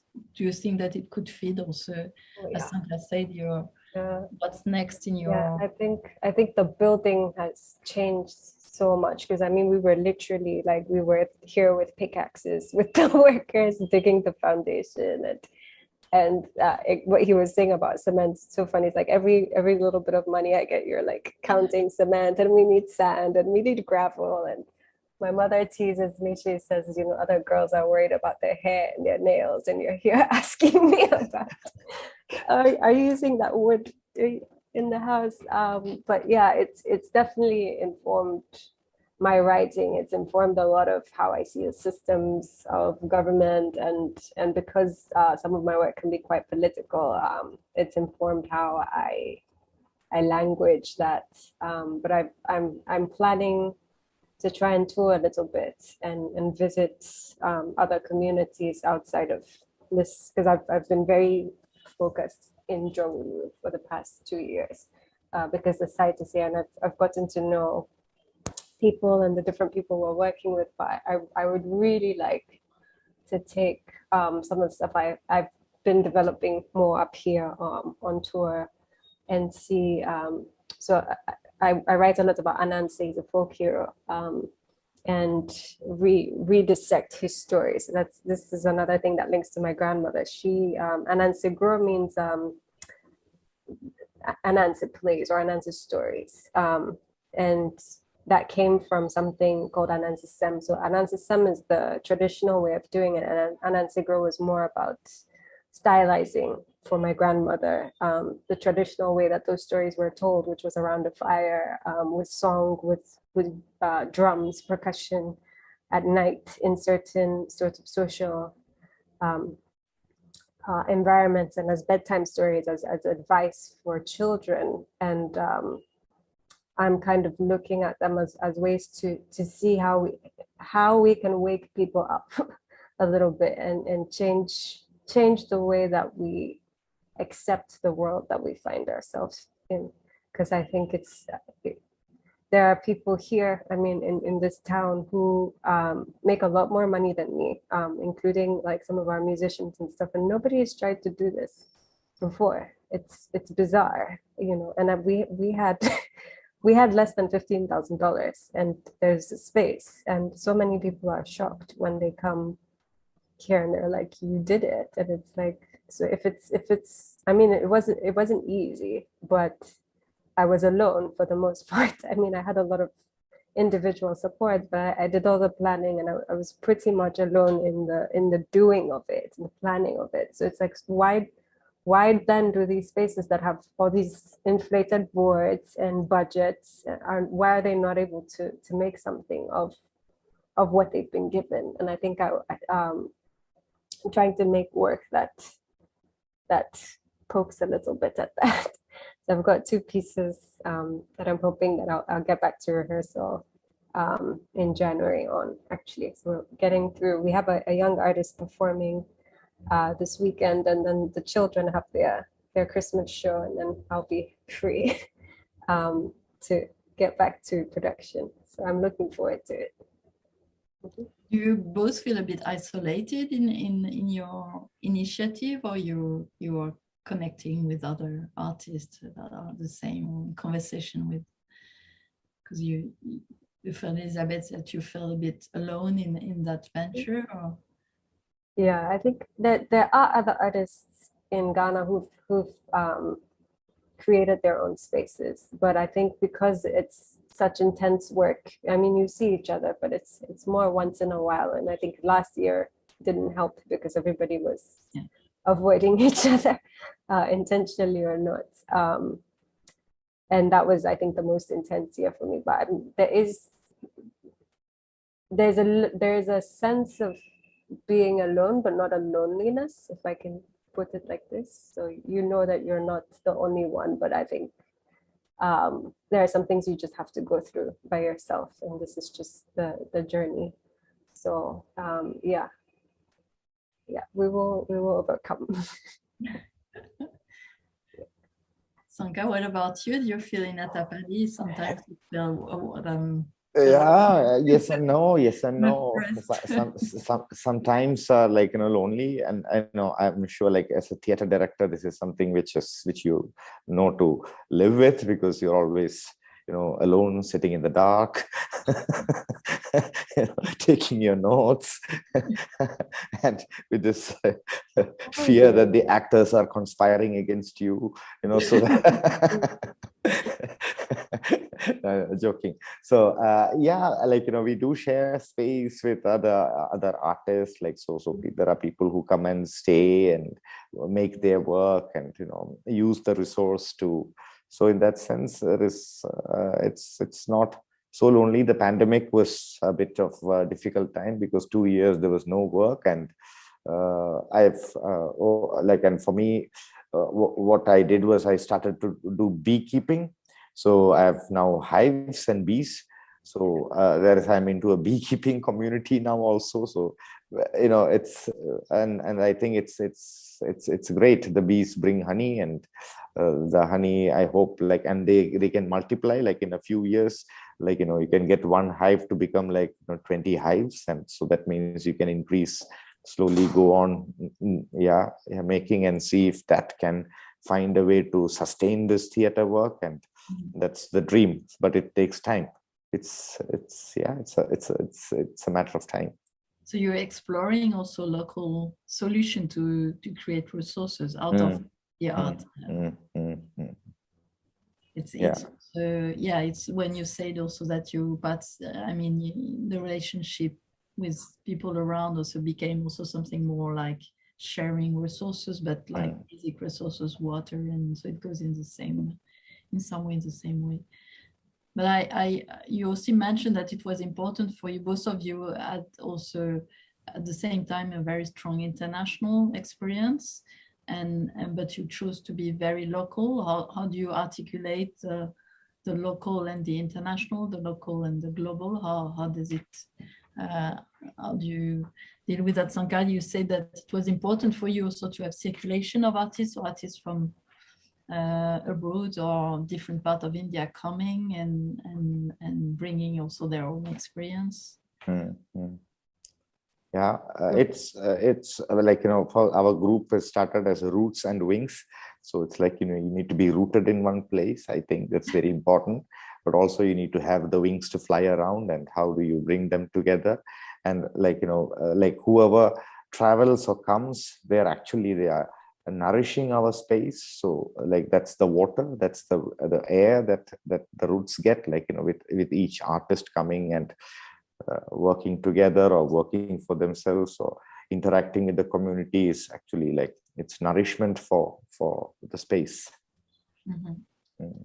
And Elizabeth, also the sharing was very important for you from the beginning.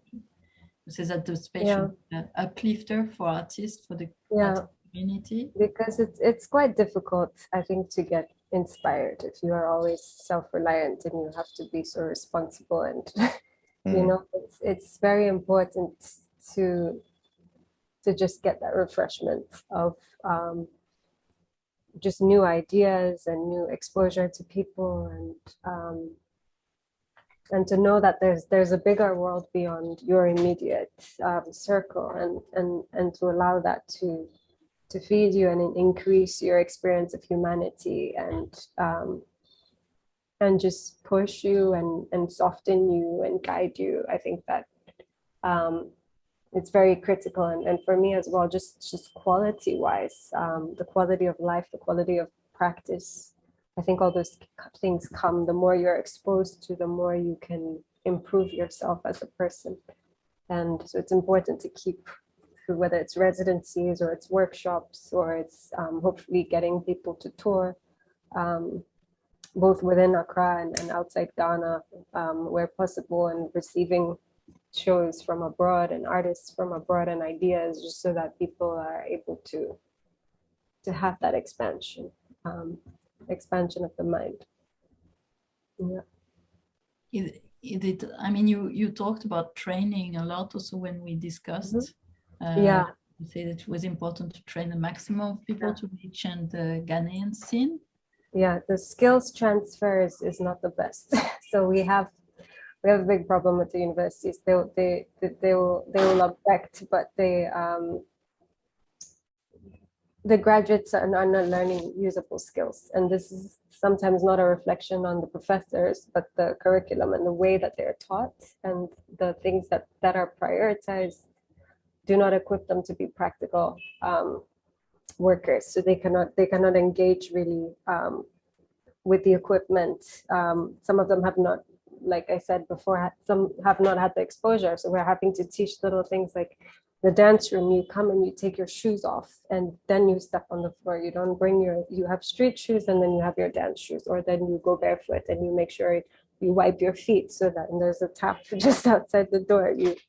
You have the respect for the space, you have the respect for your own body, even if you feel like you're young and you're strong and nothing can hurt you. You know, you must warm up, you must cool down, you must come for your strength classes, you must and I suppose sometimes they feel like you're being a bit of a bother, but I think it's really important, if we're going back to this idea of sustainability and of things lasting, not just being fashionable and lasting, and really giving people careers as artists, beyond one or two projects, beyond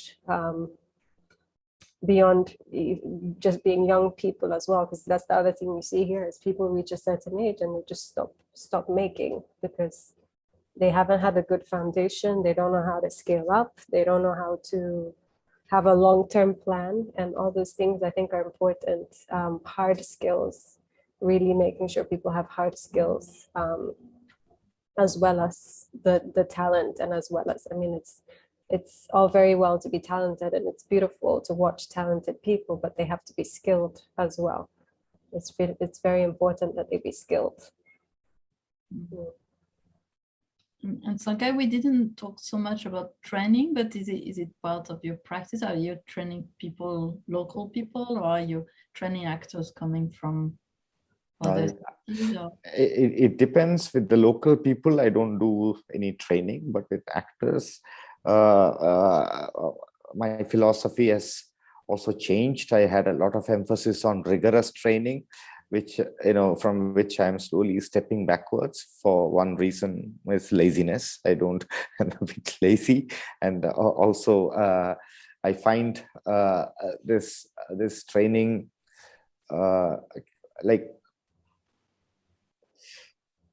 it tends, at least the way I have my experiences, I have often training tends to, it makes a bit of uniformity, which I'm starting to question. So of course, training and skill accumulation, and it's very important. So now how I approach it is with this idea of practice performance, meaning you practice what you perform what you practice. And if you need to develop something, then you go train for it, and you build, and you do repetition. Repetition is very important in doing what. So this with the locals I don't do, because like, you know, it's also like, who am I to train the indigenous people is a big question. Like, you know, it's in my interest that I'm training them, not necessarily it's their interest to train. So, but if there is any particular skill that we need, then of course we, like, you know, we look for ways to acquire the skills. Skill acquisition is important. Mm-hmm. Yeah. But you feel desire, like young people that would come and say to you, come to you, I want to become an actor, or I want to. Oh yeah. I'm very open to it, and I also like so that's like, you know, if I have young actors who wants to accumulate skill, then it's essential in one's artistic journey to train, to practice. Yeah. But I don't have any kind of a method or an approach. Yeah. Like, it's very fluid and it changes, and it's very much depends on the need. Yeah. But listening to you, I really feel that you really grew up very organically.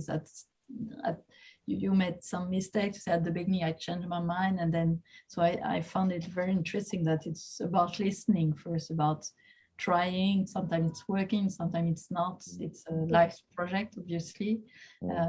So I found it very interesting, this way of growing organically and developing with what you observe, with people around, with interaction and so on. Yeah, I think it's fascinating in some ways. Yeah. There was also maybe a question about, and Elizabeth, also in your work, you are digging a lot, I feel, in tradition, in Ghana history, and you said to me when we talked that you were also working with traditional groups. What the place of the tradition in your work and in your practice, and also in the program of the center? Yeah, I mean, I think a lot of young people here feel displaced because right now, for various reasons, but right now as well, there's such an interest in African culture and Africa and Black people, and especially with what's happening in the States. And there's also been an attempt to reclaim Black culture and African culture by, for instance, African Americans, but because the facts are not really known and out there, a lot of our history has been buried, that the actual history and the actual stories are getting perverted in a sense. And I think there's one aspect of reclamation, and there's another aspect of almost like the narrative has been pirated, I guess. And it's just to help people feel a bit more grounded, because there are certain values, and so many people now, people use Twitter sound bites and social media to justify their beliefs and you say you're feminist, but you've never actually read any feminist literature. You're just going off what you heard on social, like, you know, those things you just kind of ground. We had feminists, we had all sorts of people, we had a very different history with women and voting, for instance, than the West did, with women's rights and with families and the way that our society works. And I think so many people are just not grounded in that. And for me, it was a shock growing up because of the type of family that I have. I thought everybody had this experience of, you know, live storytelling every night and drumming, and understood that there was meaning behind some of the symbolism and stuff, and to realize that quite a few people did not know, and perhaps almost the majority did not have some of that texture growing up. of young people nowadays. I wanted, if stories are what we tell ourselves, I think mentally disordered generation, and I think it's important to provide an intervention now rather than later, before we lose the plot completely. With globalization, with westernization, with the internet and the internet of things, and all these things that we remind ourselves of fact, which is such a strange thing in this world. And I mean, even in terms of history, I mean, history is problematic in many ways, depending on who wrote it down and when it was written and what the viewpoint was. But I think the fact is that people should know for themselves and be able to choose, instead of ingesting secondhand and third-hand opinions constantly from the internet, and I think, again, particularly from social media and from, Black Panther. You've got all these young African people now with white paint all over their faces, and that's not Ghanaian, for instance. So this flattening of what it means to be African, that happens in different ways in different generations. I mean, you had a lot of the very racist things that happened all the way through history, and the different ways and forms that we're just experiencing a different version of that flattening right now. Even though it seems to be empowering, it's actually a little bit disrespectful, because it doesn't allow us the depth that we are entitled to, I think. So that's why I think that's why that's such a big part of how I create. Mm-hmm. The dance storytelling come back several times. Sanka, what kind of storytelling are you interested in? What kind of narratives? I know you worked also on classic, like in Ibsen, but are you writing some text, or are you working with tradition? Or yeah, I write a lot. So there's the Anansi story. So they normally have a moral to them. So they'll have why the spider has a tiny waist, and it's because he met the elephant on his way, and he said, "Oh, Mr. Elephant, what are you having for lunch?" And Mr. Elephant was like, "Oh, I've got all these wonderful, delicious things." And he's like, "Okay, I'm going to tie this string around my waist. I'm going to give you one end. And when you get home and lunch is ready, just give me a tug and I'll pop over." And then he meets the giraffe, and then he says, "Mr. Giraffe, what are you having for lunch?" And so he goes on like that, and he's got 6 strings around his waist, and they all tug at the same time. So they just suck him in, and he's been so greedy, and he ends up with a very tiny stomach, and he can't eat anything. So it's like a warning to not be greedy. But I would take a story like that, and so the one that I think a number of people know is the Anansi's wife, Ikuyo's daughter, because he's got this wife who's always giving him advice, and he ignores her, and then he gets in trouble, and then she has to kind of bail him out. So I've rewritten a number of those stories from her perspective. But I include things like circus, things like dance, visuals, so projection. So it's a lot of adaptation, and praise poetry, which is the form of Akan court poetry. So it deals with appellations like praise names. So as an example, Odumankuman is like he who or made the earth, or he who is chief, the one who walks with eyes of thunder, the one whose cloak is made of thunder. We have these appellations that we use in conversation, in formal conversation traditionally, and so I will use motifs like that a lot in the work, using a lot of doing a lot of dance work as well now, movement-based work. Working with silks as well. Circus, the tissue, I'm still developing some of these, but a lot of it has to do with women's bodies, and the narratives we tell ourselves. So the Anansi's wife, I talk of, for instance, have you ever listened to the stories told by our ancestors, for instance? The stories we are told to remember and the ones we are told to forget. And what are we told to forget? We are told to forget our words, our voices, our names. And so listen to the, yeah, sorry, I've blanked on that, but that's for instance, the tone of one of my pieces of calling people to re-examine how we think about, how we talk about ourselves and how we look at ourselves and what we say about ourselves and the stories that we've accepted about ourselves. Sankar, what about the?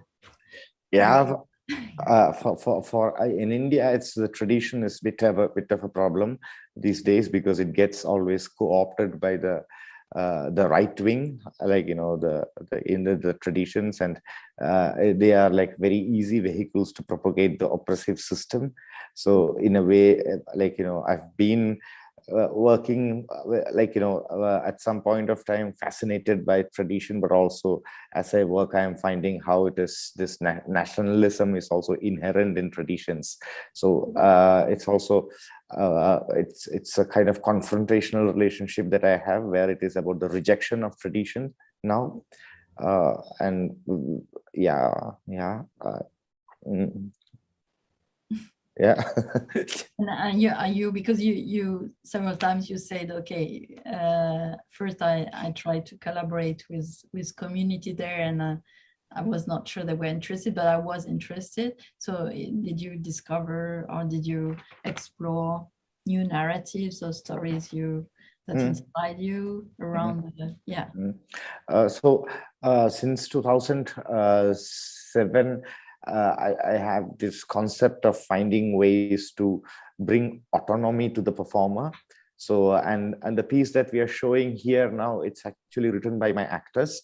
So that is one way that I have figured out to find stories which are to do with our own day-to-day realities and lives. And so the piece that has been shown here deals with caste, the system of caste and in India, and how this system has been there for like maybe over 5,000 years, and how it continues to be so present in our society. So as long as we say we valorize the Indianness, we are like pushing all the dirt under the carpet. So I try to take out that the facade of tradition and expose how miserable, ugly the society is. So yeah, that is my sort of approach to tradition now. There was a time when I was very fascinated, and I have trained myself in traditional forms of dance and theater and all. But now, yeah, tradition is a limiting notion in an Indian context. It is not something which is a liberating thing. It can trap you into the past very easily, and it's, and also with this we have this right-wing government, Hindu right-wing government in the central state in the Indian in Delhi, and they are like really co-opting tradition and mythology to serve their ends. So it's important, I find it important to find ways to reject that, find ways to subvert that. Yeah. Is there any censorship, or do you feel that it could well, it's not so, the states, it's not so much in the theater, because we don't have to submit scripts or get permission to put up a show, but it's also about if there is something which can hurt religious sentiments and all, it can get a bit of a problem. Yeah. Okay. Free to say and to say what you have to say, and there is absolutely no. Elizabeth, for you? Yeah, I think one of the advantages of the fact that it's not very structured is nobody's paying attention. So I know that. Yeah. Yeah. So we and Ghana, we like talking. Ghanaians like talking, so they at least want to hear. They might insult you for it, but they will listen to what you're saying. So yeah, so we're blessed for that. Yeah. So maybe there is only 5 minutes left, so I would like to come back to the Imagine a Theater. What do you imagine for the future of your place, like crazy dreams you would like to implement in the coming years, or what if you've got dreams of projects or projection, or how do you imagine the future of your initiative and your places?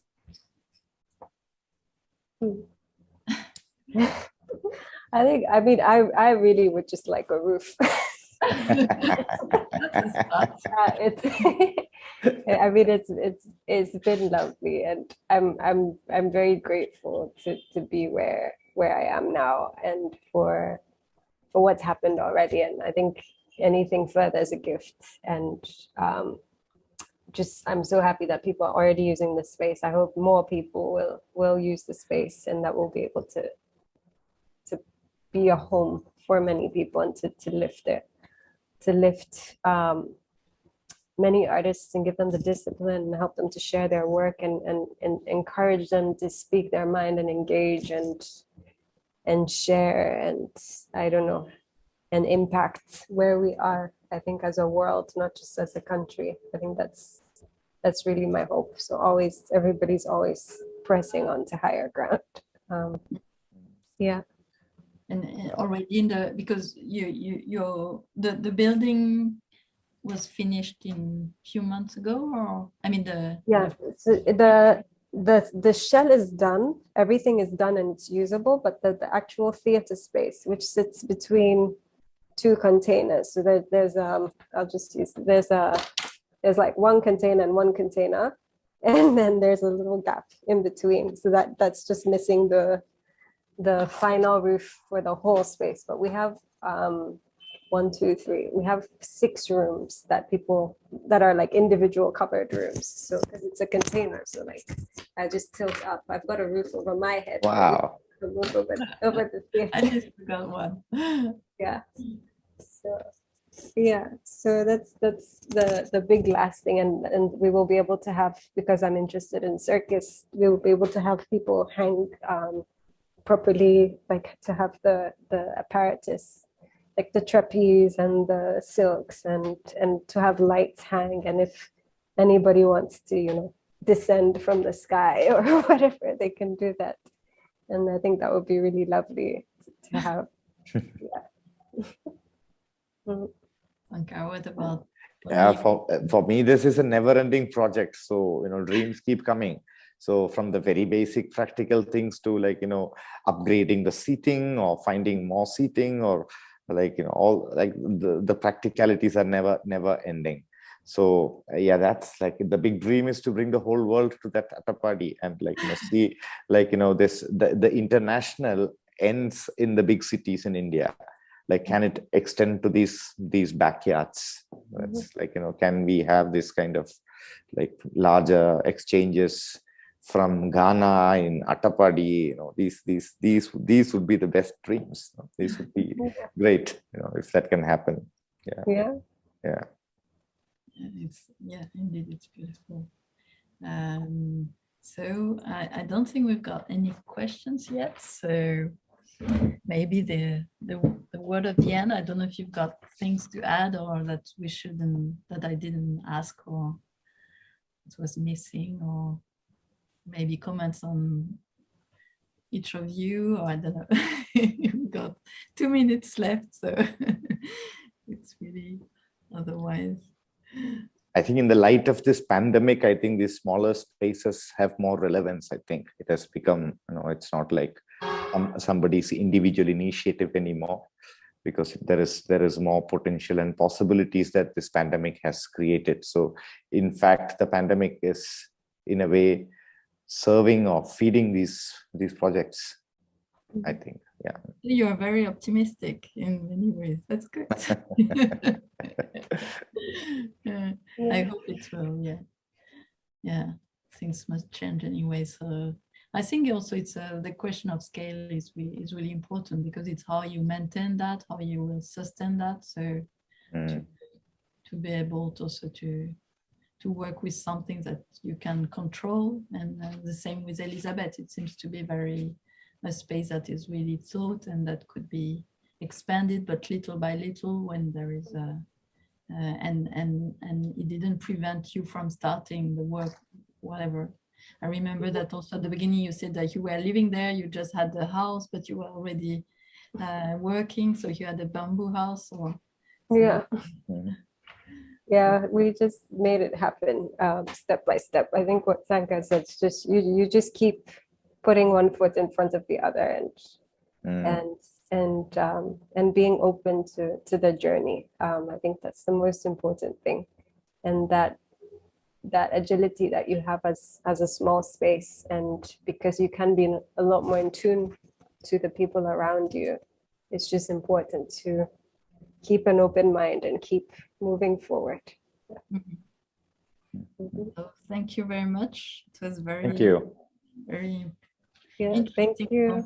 And I hope we'll continue somewhere else the conversation, maybe in Atapadi one day. Would love to go there. Thank you very much. Thank you.